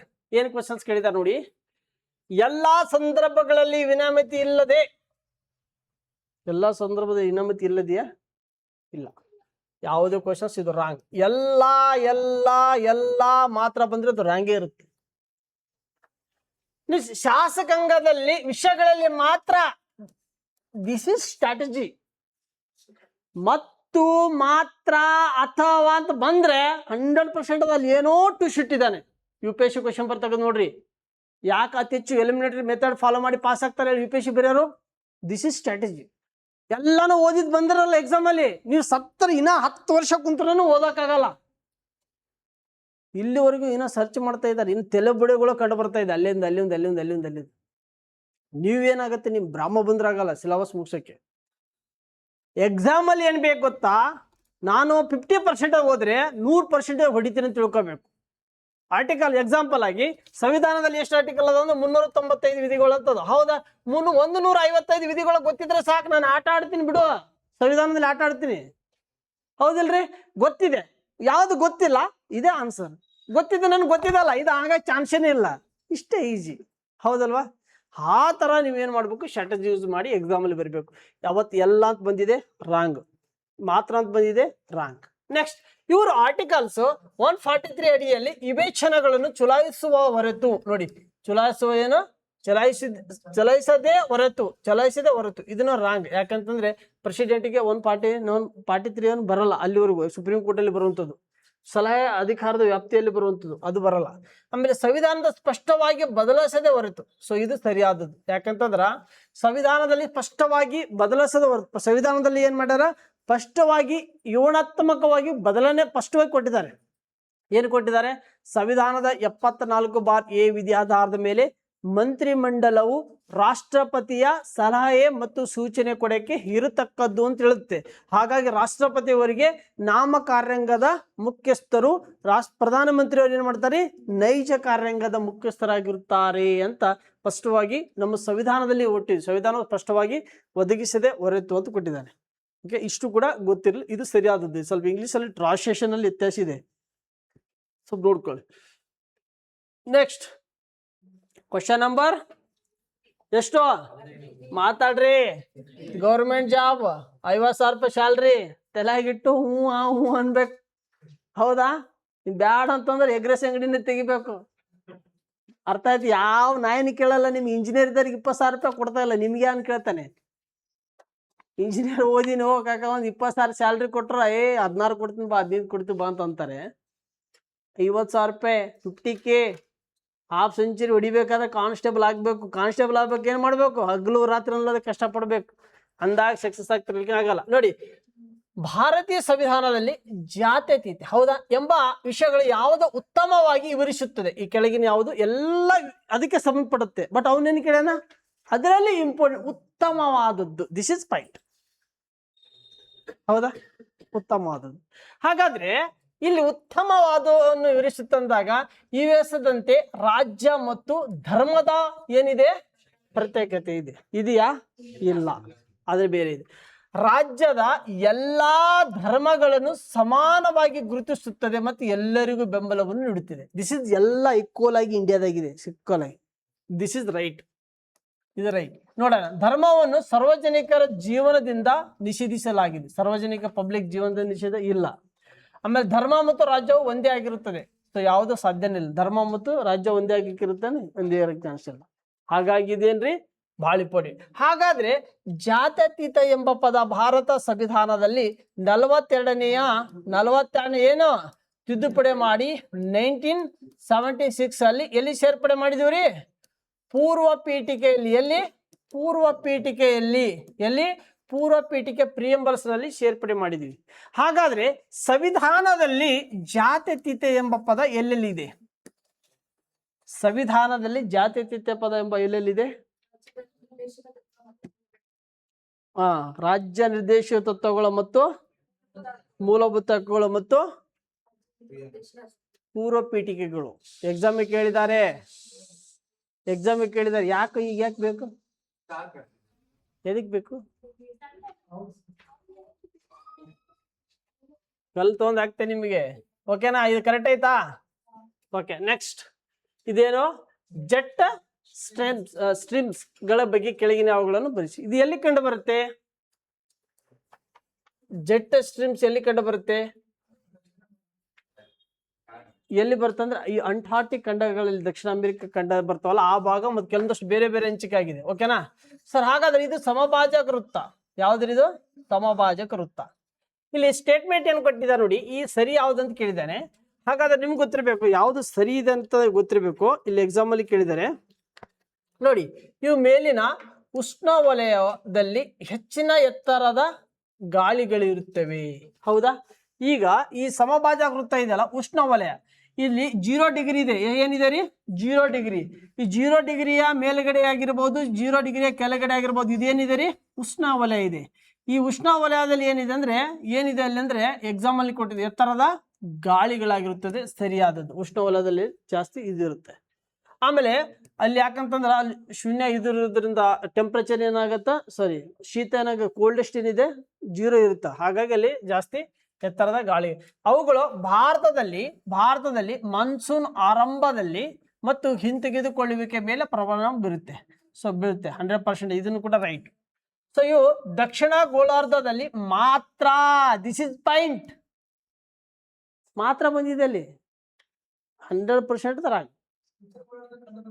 ಉತ್ತರ ಗೋಳಾರ್ಧದಲ್ಲಿ ಬರುತ್ತೆ, ದಕ್ಷಿಣ ಗೋಳ ಎರಡರಲ್ಲಿ ಬರುತ್ತೆ. ನೀವು ಇಮೇಜಸ್ ಮಾಡಿ ನೋಡು ಗೂಗಲ್ ಅಲ್ಲಿ. ಉತ್ತರ ಗೋಳಾರ್ಧ ಮತ್ತು ದಕ್ಷಿಣ ಗೋಳಾರ್ಧ ಎರಡರಲ್ಲಿ ಬರುತ್ತದೆ. ಉತ್ತರ ಗೋಳಾರ್ಧ ಮತ್ತು ದಕ್ಷಿಣ ಗೋಳಾರ್ಧ ಎರಡರಲ್ಲಿ ಕಂಡು ಬರುವಂತದ್ದು. ಓಕೆನಾ? ಹಾಗಾದ್ರೆ ಎ ಅಂಡ್ ಬಿ ಸರಿ. ತಪ್ಪು ಯಾವುದು? 3. ಬರೀ ದಕ್ಷಿಣ ಗೋಳಾರ್ಧದಲ್ಲಿ ಮಾತ್ರ. ಹಾಗಂತ ನಾಳೆಗೆ ಬರೀ ಮಾತ್ರ ಎಲ್ಲ ರಾಂಗ್ ಬಂದಿರೋ ಯಪ್ಪ. ರಾಠೋಡ್ ಮಾಸ್ತರ್ ಎಲ್ಲದ ನಾವು ಹಿಡ್ಕೊಂಬರ್ರಿ ಅಂತ ಕೇಳಿ ಹಾಕಿ ನಾಯಿ ಬೈದಂಗೆ ಒದ್ದಿರಿ ಕರ್ಕೊಂಡೋಗಿ. ಸ್ವಲ್ಪ ಸ್ಟೇಟ್ಮೆಂಟ್ ಕ್ವಶನ್ಸ್ ಇರುತ್ತಲ್ಲ ಸರ್, ಆ ಟೈಮಲ್ಲಿ ಮಾತ್ರ ಅಥವಾ ಓನ್ಲಿ ದಿಸ್ ಒನ್ ಅಂತ ಕೇಳಿ ಬರ್ತಾವಲ್ಲ, ಅವಾಗ ಅಬ್ಸರ್ವಿಂಗ್ ಅದು ರಾಂಗ್ ಇರುತ್ತೆ. U P S C question ಬರ್ಬೋದು ರಾಂಗ್ ಇರುತ್ತಂತ ಹೇಳತ್ತೀನಿ ನಾನು. ಅದು ಎಲ್ಲದಕ್ಕಲ್ಲ, ಸ್ವಲ್ಪ ಕ್ವಶನ್ ನೋಡಬೇಕು, ಅದ್ ತಕ್ಕಂತೆ ಮಾಡ್ಬೇಕು. ಓಕೆನಾ? ನೆಕ್ಸ್ಟ್ ಕ್ವಶನ್ ನಂಬರ್ ಎಷ್ಟು? 17. ನೆಕ್ಸ್ಟ್, ಉಷ್ಣವಲಯದ ಚಂಡುಮಾರುತಕ್ಕೆ ಸಂಬಂಧಿಸಿದಂತೆ ಪರಿಗಣಿಸಿ. ಉಷ್ಣವಲಯ ಅದೇ ಹೇಳಿದ್ನಲ್ಲ, ಇದೇ ಉಷ್ಣವಲಯಕ್ಕೆ ಸಂಬಂಧಪಟ್ಟಂತೆ ಚಂಡುಮಾರುತಕ್ಕೆ ಸಂಬಂಧಪಟ್ಟಂತೆ ಇದೆ. ಇವು ಗಣೀಕರಣದ ಯಾವುದು ಸುಪ್ತ ಶಾಖದಿಂದ ಏನಾಗುತ್ತೆ, ಶಕ್ತಿಯನ್ನು ಬಿಡುಗಡೆ ಆಗುತ್ತೆ, ಸರಿಯಾದದ್ದು. ನೆಕ್ಸ್ಟ್, ದುರ್ಬಲ ಕೊರಿಯಲಿಸ್ ಬಲದಿಂದ ಇವುಗಳು ಎಂದಿಗೂ ಸಮಭಾಜಕ ವೃತ್ತದಲ್ಲಿ ದಾಟುವುದಿಲ್ಲ. ಯಾಕಂತಂದ್ರ ಸಮಭಾಜಕ ವೃತ್ತದಲ್ಲಿ ಏನಾಗತ್ತಂದ್ರ 0 ಡಿಗ್ರಿ ಏನಾಗುತ್ತೆ ಟೆಂಪರೇಚರ್ ಇರುತ್ತೆ ಆ ಟೈಮಲ್ಲಿ. ಇವರು ಉತ್ತರ ಗೋಳದಲ್ಲಿ ಪ್ರದಕ್ಷಿಣ ನೋಡಿ, ಈ ಪ್ರದಕ್ಷಿಣ ಅಂತ ಇಲ್ಲೇ ಇಷ್ಟೇ ಕೆಳದಾಕಿದ್ದಾರೆ. ಇದು ಸ್ಟೇಟ್ಮೆಂಟ್ ಕರೆಕ್ಟ್. ಯಾವ್ದ್ರಿ? ಅಪ್ರದಕ್ಷಿಣಾಕಾರವಾಗಿರುತ್ತದೆ. This is wrong. ಇಲ್ಲಿ ಎ ಅಂಡ್ 2 ಸರಿ. ಅಪ್ರದಕ್ಷಿಣಾಕಾರವಾಗಿರುತ್ತದೆ. ಬರೇ ತೆಗೆದಿದ್ದಾನೆ. ಏನ್ ತೆಗೆದಿದ್ದಾನೆ? ಬರೇ ಅಲ್ಲ, ತೆಗೆದಾನೆ. ಓಕೆ. ನೆಕ್ಸ್ಟ್, ಭಾರತೀಯ ಮಣ್ಣಿನ ಬಗ್ಗೆ ಕೆಳಗಿನವುಗಳಲ್ಲಿ ಪರಿಗಣಿಸಿ. ಏನ್ ಕೇಳಿದ್ದಾನ್ರಿ? ಭಾರತದ ಮಣ್ಣು. ಏನ್ ಕೇಳಿದ್ದಾನೆ? ಭಾರತದ ಮಣ್ಣು. ಏನ್ ಕೇಳಿದಾನೆ? ಏನ್ ಕೇಳಿದಾನೆ? ಭಾರತದ ಮಣ್ಣುಗಳ ಬಗ್ಗೆ ಕೇಳಿದ್ದಾನೆ. ಸರ್, ಹಾಗಾದ್ರೆ ಈಗ ಇದು ಭಾರತದ ಮಣ್ಣುಗಳು ಅಂತ ಕೇಳಿದಾಗ ಇಲ್ಲಿ ನೋಡಿ, ಇಲ್ಲಿ ಏನು ಕ್ವಶನ್ಸ್ ಕೇಳಿದಾನಂದ್ರ ಯಾವ ಮಣ್ಣು ಕೇಳಿದಾನ್ರಿ? ಫಸ್ಟ್ ಮೆಕ್ಕಲು ಮಣ್ಣು. ಹಾಗಾದ್ರೆ ಮೆಕ್ಕಲು ಮಣ್ಣು ಅಂತಂದಾಗ ಈ ಭಾರತದಲ್ಲಿರುವ ಈ ಒಂದು ಗಂಗಾ ಮೈದಾನ ಪ್ರದೇಶ ಮತ್ತು ಸಿಂಧು ನದಿಯ ನೋಡಿ, ಇದು ಸಿಂಧು ನದಿ ಮೈದಾನ, ಗಂಗಾ ನದಿ ಮೈದಾನ ಮತ್ತು ಬ್ರಹ್ಮಪುತ್ರ ನದಿ ಮೈದಾನ. ಈ ಮೈದಾನ ಪ್ರದೇಶ ಏನಿದೆಯಲ್ಲ, ಈ ಎಲ್ಲಾ ಉತ್ತರದ ಮಹಾ ಮೈದಾನ ಪ್ರದೇಶ ಮತ್ತು ನದಿಗಳ ಒತ್ತು ತಂದ ನಿರ್ಮಾಣವಾದ ಮಣ್ಣುಗಳು ಏನ್ರಿ? ಮೆಕ್ಕಲು ಮಣ್ಣು. ಅರ್ಥ ಆಯ್ತಾ? ನದಿಗಳು ಒತ್ತು ತಂದ ಸಾಗಿ ಬಂದಂತ ಮಣ್ಣುಗಳೇ ಮೆಕ್ಕಲು ಮಣ್ಣು. ಯಾವುದು? ಸಿಂಧು, ಗಂಗಾ, ಬ್ರಹ್ಮಪುತ್ರ ಮತ್ತು ಅದರ ಉಪನದಿಗಳನ್ನು ತಂದಂತ ಮಣ್ಣುಗಳು. ಈಗ ಇಂಡಿಯಾದಲ್ಲಿ 40% ಮಣ್ಣಿದಾವೆ. ಹಾಗಾಗಿ ಭಾರತದಲ್ಲಿ ಅತಿ ಹೆಚ್ಚು ಮಣ್ಣಿರುವಂಥದ್ದು ಮೆಕ್ಕಲು ಮಣ್ಣು ಭಾರತದಲ್ಲಿ. ಹಾಗಾಗಿ ಭಾರತದಲ್ಲಿ ಅತಿ ಹೆಚ್ಚಿನ ಪ್ರಮಾಣದಲ್ಲಿ ಮಣ್ಣು ಹೊಂದಿದೆ. ಯಾವಂದ್ರೆ ಉತ್ತರ ಪ್ರದೇಶ ರಾಜ್ಯ ಆಗಿರಬಹುದು, ಅಥವಾ ಮತ್ತು ಆಮೇಲೆ ಉತ್ತರಾಂಚಲ ರಾಜ್ಯ ಆಗಿರ್ಬೋದು, ಮಧ್ಯಪ್ರದೇಶ, ಛತ್ತೀಸ್ಗಢ ಭಾಗ, ಕೆಲವೊಂದು ಎಲ್ಲ ಇಲ್ಲಿವರೆಗೂ ಜಾರ್ಖಂಡ್ವರೆಗೂ ಸಂಪೂರ್ಣವಾಗಿ ಹಂಚಿಕೆ ಆಗಿದೆ. ಏನಾಗಿದೆ ರೀ? ಮೆಕ್ಕಲು ಮಣ್ಣಿನ ಬಗ್ಗೆ ಹಂಚಿಕೆ ಆಗಿದೆ. ನೆಕ್ಸ್ಟ್, ಹಾಗಾದ್ರೆ ಸರಿನಾ? ಎಸ್. ಏನಾದ್ರೇನ್ರು? ಸರಿ. ನೆಕ್ಸ್ಟ್, ಇಲ್ಲಿ ಲ್ಯಾಟ್ರೈಟ್ ಮಣ್ಣುಗಳು ಏನಾಗಿದೆ? ಹುಮ್ಮಸ್ಸಿನಿಂದ ಸಮೃದ್ಧವಾಗಿದೆ. ರೈಟಾ? ಲ್ಯಾಟ್ರೈಟ್ ಮಣ್ಣದಿಂದ ಆಗಿರಲ್ಲ. ಲ್ಯಾಟ್ರೈಟ್ ಮಣ್ಣುಗಳಂದ್ರಿಂದ ಇದಾಗತ್ತಂದ್ರ ಈ ಗಾಡಿ ಕಟ್ಟಕ್ಕೆ ನಾವು ಕೆಂಪು ಇದು ಮಾಡ್ತೀವಿ, ಗೊತ್ತಾ? ಜಂಬಟಿಗೆ ಮಣ್ಣದಿಂದ. ಆ ತರ ಜಂಬಟಿಗೆ ಅಂದ್ರೆ ಲ್ಯಾಟ್ರೈಟ್. ಮತ್ತೆ ಇಂಗ್ಲಿಷ್ ಕನ್ನಡ ಏಕ ಹೇ. ಓಕೆ. ಇವು ಏನಂದ್ರೆ ನಾವು ಕಲ್ಲು ಕಟ್ತೀವಿ, ಗೊತ್ತಾ? ಕೆಂಪು ಕಲ್ಲುಗಳು ಮನಿ ಕಟ್ಟಕ್ಕೆ, ಇಟಿಂಗಿ ಕಲ್ಲು. ಆದ್ರೆ ಈ ಲ್ಯಾಟ್ರೈಟ್ ಮಣ್ಣು ಕೃಷಿಗೆ ಯೋಗ್ಯವಲ್ಲದ ಮಣ್ಣು. 2018ರಲ್ಲಿ KSRP ಸಬ್ ಇನ್ಸ್ಪೆಕ್ಟರ್ ಎಕ್ಸಾಮ್ ಕೇಳಿದ್ದಾರೆ. ಲ್ಯಾಟ್ರೈಟ್ ಮಣ್ಣು ಕೃಷಿಗೆ ಯೋಗ್ಯವಲ್ಲ, ಕೃಷಿಗೆ ಬರಲ್ಲ. ಅದು ಮನಿ ಕಟ್ಟಕ್ಕೆ, ನಿಮಗೆ ಏನಾದ್ರೂ ಮದುವೆಗಿದ್ದಾಗ ಮುಖಕ್ಕೆ ಬಡ್ಕೊಳಕ್ಕೆ, ಕೆಂಪು ಕಾಣಕ್ಕೆ, ಅದಕ್ಕೆಲ್ಲ ಯೂಸ್ ಮಾಡ್ತೀವಿ. ಯಾವುದು? ಲ್ಯಾಟ್ರೈಟ್ ಮಣ್ಣು ಕೆಂಪದಾಗಿ ಕಾಣುತ್ತೆ. ಹಾಗಾದ್ರೆ ಹ್ಯೂಮಸ್ ಅನ್ನೋದು ಮಣ್ಣಿನಲ್ಲಿರುವ ಆಮ್ಲ. ಯಾವ್ದ್ರಿ? ಮಣ್ಣಿನಲ್ಲಿರುವ ಆಮ್ಲ. ಹ್ಯೂಮಸ್ ಮತ್ತು ಸಾರಜನಕ ಪ್ರಮಾಣದಿಂದ ಅಮೃತ ಆಗಿರುತ್ತೆ ಮಣ್ಣು. ಆದ್ರೆ ಲ್ಯಾಟ್ರೈಟ್ಗಳು ಲ್ಯಾಟ್ರೈಟ್ ದಿಂದ ಸಮೃದ್ಧ ಆಗಿರಲ್ಲ. This is wrong. ಅರ್ಥ ಆಯ್ತಾ? ಲ್ಯಾಟ್ರೈಟ್ ದಿಂದ ಏನಾಗಿರಲ್ಲ? ಸಮೃದ್ಧ ಆಗಿರ. ಏನಾದ್ರೂ ಹೇಳು ಯವ್ವ ನಿನ್ ಗಂಡಗ. ನೆಕ್ಸ್ಟ್, ಇಲ್ಲಿ ಕಪ್ಪು ಮಣ್ಣು ಯಾವ ಭಾಗದಲ್ಲಿ ಇರ್ತೀರಿ? Deccan traps. This is deck. ಭಾರತದ ಪ್ರಸ್ಥಭೂಮಿಗೆ, ಭಾರತದ ಪ್ರಾಕೃತಿಕ ಲಕ್ಷಣಗಳಲ್ಲಿ ಅತ್ಯಂತ ದೊಡ್ಡದಾದ ಭಾಗ ಪ್ರಸ್ಥಭೂಮಿ. ಈ ಪ್ರಸ್ಥಭೂಮಿ ಇದೆಯಲ್ಲ, ಈ ಪ್ರಸ್ಥಭೂಮಿಯ ಭಾಗದಲ್ಲಿ, ಈ ಭಾಗದಲ್ಲಿ ಪೂರ್ವ ಘಟ್ಟಗಳು, ಈ ಭಾಗದಲ್ಲಿ ಏನಿದಾವ್ರಿ? ಪಶ್ಚಿಮ ಘಟ್ಟಗಳು. ಈ ಭಾಗದಲ್ಲಿ ಪಶ್ಚಿಮ ಕರಾವಳಿಗಳು, ಈ ಭಾಗದಲ್ಲಿ ಏನಿದೆ? ಪೂರ್ವ ಕರಾವಳಿ. ಇವೆರಡು ಸೇರುವಂಥದ್ದು ಪಶ್ಚಿಮ ಘಟ್ಟ, ಪೂರ್ವ ಘಟ್ಟ ಪ್ಲೇಸ್ ಯಾವುದು? ನೀಲಗಿರಿ. ನೀಲಗಿರಿಯಲ್ಲಿ ನೀಲಗಿರಿಯಲ್ಲಿ ಸೇರ್ತಾವೆ. ಹಾಗಾದ್ರೆ ಇದು ಏನಿದೆ ದ ಡೆಕ್ಕನ್ ಪ್ರಸ್ಥಭೂಮಿ ಇದೆಯಲ್ಲ, ಇದು ಕಪ್ಪು ಮಣ್ಣುಗಳಿಂದ ಒಳಗೊಂಡಿದೆ. This is point. ಈ ಭಾಗ ಇಲ್ಲಿ ಕಪ್ಪು ಮಣ್ಣು ಇರುವುದರಿಂದ ಅರ್ಥ ಮಾಡ್ಕೋಬೇಕು. ಇಲ್ಲಿ ಕಪ್ಪು ಮಣ್ಣು ಇರುವುದರಿಂದ ಕೇಳ್ರಿ, ಇಲ್ಲಿ ನೋಡು ನಾ ಏನ್ ಹೇಳತ್ತಿದ್ದೆ ಹೇಳು. ಮುಂದೇನಾಗತ್ತ, ಹಿಂದೇನ್ ಹೇಳಿದೆ, ಹೇಳ್ದಾಗ ಕೇಳಬೇಕು. ನನಗೆ ಬೇಕಾ ಇಷ್ಟೊಂದು ಎಕ್ಸ್ಪ್ಲೇನ್ ಕೊಡಕ್ಕೆ? ಅದಕ್ಕಾಗಿ ಹೇಳ್ದಾಗ ಕರೆಕ್ಟಾಗಿ ಕೇಳಬೇಕು. ನಾನು ಬ್ಯಾಡ ಅಂದ್ರೆ 10 ನಿಮಿಷದ 20 ನಿಮಿಷಕ್ಕೆ ಆನ್ಸರ್ ಹೇಳೋಗ್ಬೋದು. ಒಂದೊಂದು ಕ್ವಶನ್ಸ್ 2 3 ನಿಮಿಷ 5 ನಿಮಿಷ ಟೈಮ್ ತಗೋತಾ ಇದ್ದೀನಿ, ನಿಮ್ಗೆ ಯೂಸ್ ಆಗಲಿ.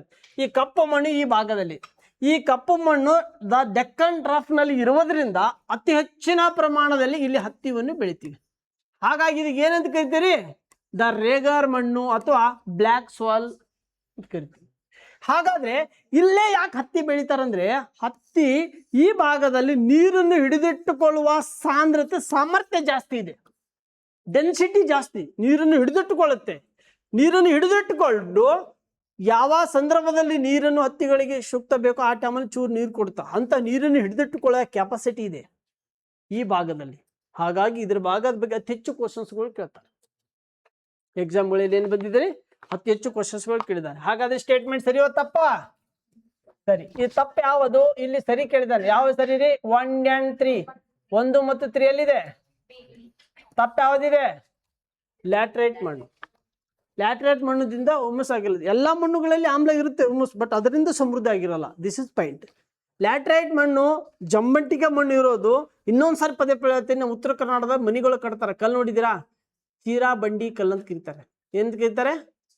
ಚೀರಾ ಬಂಡಿ. ನೋಡಿದಿರಾ? ಕೆಂಪು ಕಲ್ಲಿಂದ ಮನಿ ಕಟ್ತಾರೆ, ನೋಡಿರಲ್ಲ? ಎಲ್ಲಾದ್ರೂ ಹುಟ್ಟಿ ಬಂದಿರೋ? ಬೆಂಗಳೂರದಾರಿಗೆ ಗೊತ್ತಿರಲ್ಲ ಬಗ್ಗೆ, ನಮ್ಮ ಉತ್ತರ ಕರ್ನಾಟಕದಲ್ಲಿ ಎಲ್ಲ ನೋಡಿದಿರಲ್ಲ. ಇಟ್ಟಂಗಿ ಕೂಡ ಅಲ್ಲಿದ್ ಮಾಡ್ತಾರೆ. ಓಕೆ, ಇದು ರೈಟ್ ಆಯ್ತಾ? Question number 19. ಸೊ ಹಾಗಾದ್ರೆ ಕ್ವಶನ್ ನಂಬರ್ 19 ಅಲ್ಲಿ ಭಾರತದ ನೈಸರ್ಗಿಕ ಸಸ್ಯ ವರ್ಗಕ್ಕೆ ಸಂಬಂಧಿಸಿದಂತೆ ಪರಿಗಣಿಸಿ. ಏನ್ ಕೇಳಿದಾರ್ರಿ? ನೈಸರ್ಗಿಕ ಸಸ್ಯ ವರ್ಗಗಳು ಭಾರತದ ದ ನ್ಯಾಚುರಲ್ ಫಿಶಸ್ ಭಾಳ ಇಂಪಾರ್ಟೆಂಟ್ ಕೇಳಿದಾನೆ. ನ್ಯಾಚುರಲ್ ಆಗಿ. ಹಾಗಾದ್ರೆ ಇದರಲ್ಲಿ ಯಾವ್ದು ಇಂಪಾರ್ಟೆಂಟ್ ಕೇಳಿದಾನೆ ನೋಡಿ. ಆತ್ಮೀಯ ವಿದ್ಯಾರ್ಥಿಗಳು ಸ್ವಲ್ಪ ನೋಡ್ಬೇಕು. ಓಕೆ, ಈ ನನ್ನ ಮಗ ಇಂಡಿಯಾ ಮ್ಯಾಪ್ ಇಷ್ಟೇ ಬರುತ್ತೆ. ಓಕೆ, ಏನಾದ್ರು ಅನ್ಕೊಳ್ರಿ, ಮೊದಲೇ ಬರ್ರಿ. ಸ್ಟೇಟ್ಮೆಂಟ್ ಓದನ್ವಾ? ನೋಡ್ಬೇಕು. ಇಲ್ಲಿ ಏನ್ ಕೇಳಿದಾರ ಗೊತ್ತಾ ಸರ್? ಮ್ಯಾಂಗ್ರೋವ್ಗಳಿಗೆ mangrove forest. This is mangrove forest. ಏನ್ರಿ? This is mangrove forest. ನಮ್ಮ ಭಾರತ ದೇಶದಲ್ಲಿ ಅತಿ ಹೆಚ್ಚು ಮ್ಯಾಂಗ್ರೋವ್ ಕಾಡುಗಳು ಅಂತಂದ್ರೆ ಏನು ಗೊತ್ತಾ? ಮ್ಯಾಂಗ್ರೋವ್ ಕಾಡುಗಳು ಕರಾವಳಿ ಪ್ರದೇಶದ ಒತ್ತಡಗಳನ್ನು ತಡೆಗಟ್ತಾವ. ಮ್ಯಾಂಗ್ರೋವ್ ಫಾರೆಸ್ಟ್ಗಳು ಅತಿ ದೊಡ್ಡ ದೊಡ್ಡ ಬೇರುಗಳು ಬಿಟ್ಟಿರ್ತಾವ. ಯಾಕೆ ಬೇರುಗಳು ಬಿಟ್ಟಿರ್ತಾವ ಅಂದ್ರೆ, ಈ ಸಮುದ್ರದ ಕರಾವಳಿಗಿಂದ ನೀರನ್ನು ಕೊಚ್ಕೊಂಡು ಹೋಗ್ಬಾರ್ದಂತ ಮ್ಯಾಂಗ್ರೋವ್ ಕಾಡುಗಳು ಫಾರೆಸ್ಟ್ಗಳಲ್ಲಿ ಈ ಭಾಗ ಕೋಸ್ಟಲ್ ಏರಿಯಾಗಳಲ್ಲಿ ಇರುತ್ತೆ. ಮ್ಯಾಂಗ್ರೋವ್ ಕಾಡುಗಳು ನೋಡಿದಿರಾ? ಮ್ಯಾಂಗ್ರೋವ್ ರೊಂಬೆ ಕೊಂಬೆಗಳಿಂದ ಚಾಚಿಕೊಂಡಿರ್ತೈತಿ. ಹೆಂಗೋ ರೊಂಬೆ ಕೊಂಬೆಗಳಿಂದ ಚಾಚಿಕೊಂಡಿರುತ್ತೆ ಮ್ಯಾಂಗ್ರೋವ್ ಫಾರೆಸ್ಟ್ ಅಂತ ಅಂದಾಗ, ಯಾವುದೇ ಇದಕ್ಕೆ ಕುಚ್ಕೊಳ್ಳಕ್ಕೆ ಬಿಡಕ್ ಚಾನ್ಸ್ ಇಲ್ಲ, ಅಷ್ಟು ಸೇಫ್ಟಿ ಆಗಿಡುತ್ತೆ. ತುಂಬಾ ಚೆನ್ನಾಗಿ ನೋಡ್ಬೇಕು ನೀವು. ಇಮೇಜಸ್ ಹಾಕಿ ನಾನು ಇಂಡಿಯನ್ ಜೋಗ್ರಫಿ ಮಾಡಿದಾಗ ತೋರಿಸ್ತೀನಿ. ಈ ಫಾರೆಸ್ಟ್ ಇದೆಯಲ್ಲ, ಇದು ಪಶ್ಚಿಮ ಬಂಗಾಳದಲ್ಲಿ ಅತಿ ಹೆಚ್ಚು. ಎಲ್ಲಿರಿ? ಪಶ್ಚಿಮ ಬಂಗಾಳದಲ್ಲಿ ಅತಿ ಹೆಚ್ಚು. ಈ ಮ್ಯಾಂಗ್ರೋವ್ ಕಾಡುಗಳಲ್ಲಿ ಯಾವ ಅತಿ ಹೆಚ್ಚು ಮರ ಇದಾವ ಅಂದ್ರೆ ಸುಂದರಿ ಅಂತ ಮರಗಳು ತುಂಬಾ ಚೆನ್ನಾಗಿ ಬೆಳಿತಾವ. ಇಲ್ಲಿ ಸುಂದರಿ ಮರಗಳು ಬಂದಿದ್ದಕ್ಕಾಗಿ ಇದಕ್ಕೆ ಏನಂತ ಕರೀತಾರೆ?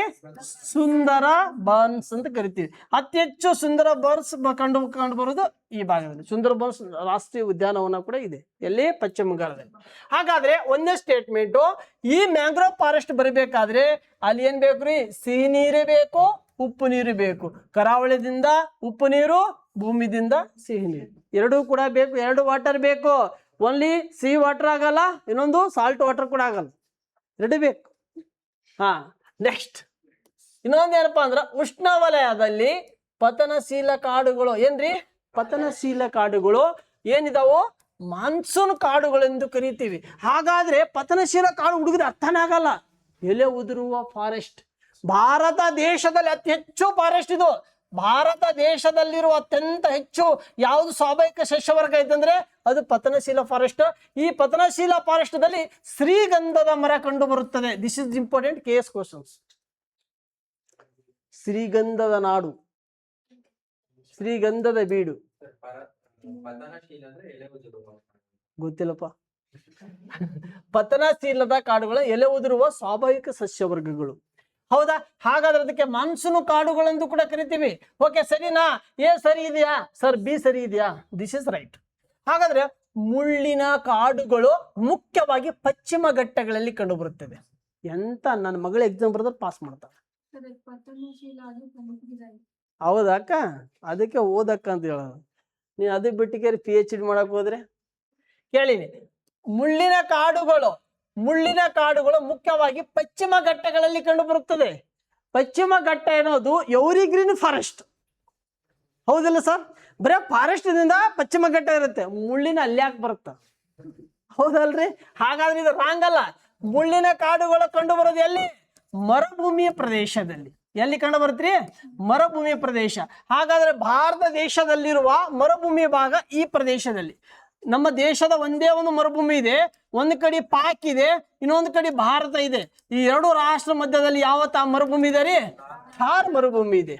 ಈ ಥಾರ್ ಮರುಭೂಮಿ ಒಂದನೇದ್ದು ರಾಜಸ್ಥಾನ, ಎರಡನೇದ್ದು ಗುಜರಾತ್, ಮೂರನೇದ್ದು ಪಂಜಾಬ್, ನಾಲ್ಕನೇದ್ದು ಹರಿಯಾಣ.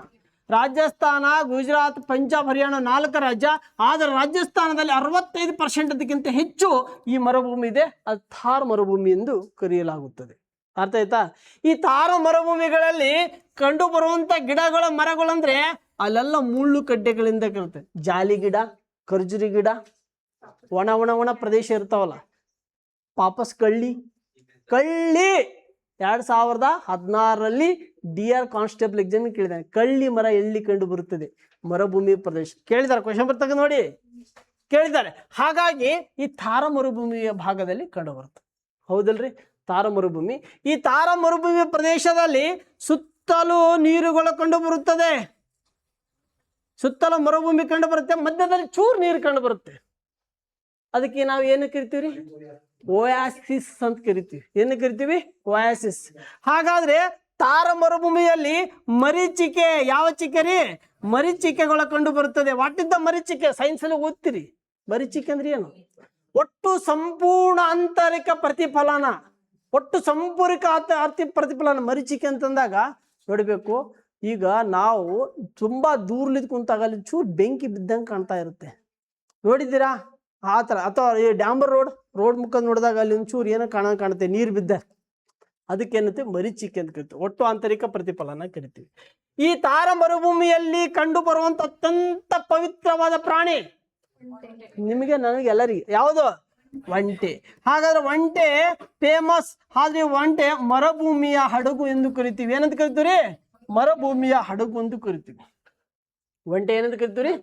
ಮರುಭೂಮಿಯ ಹಡಗು.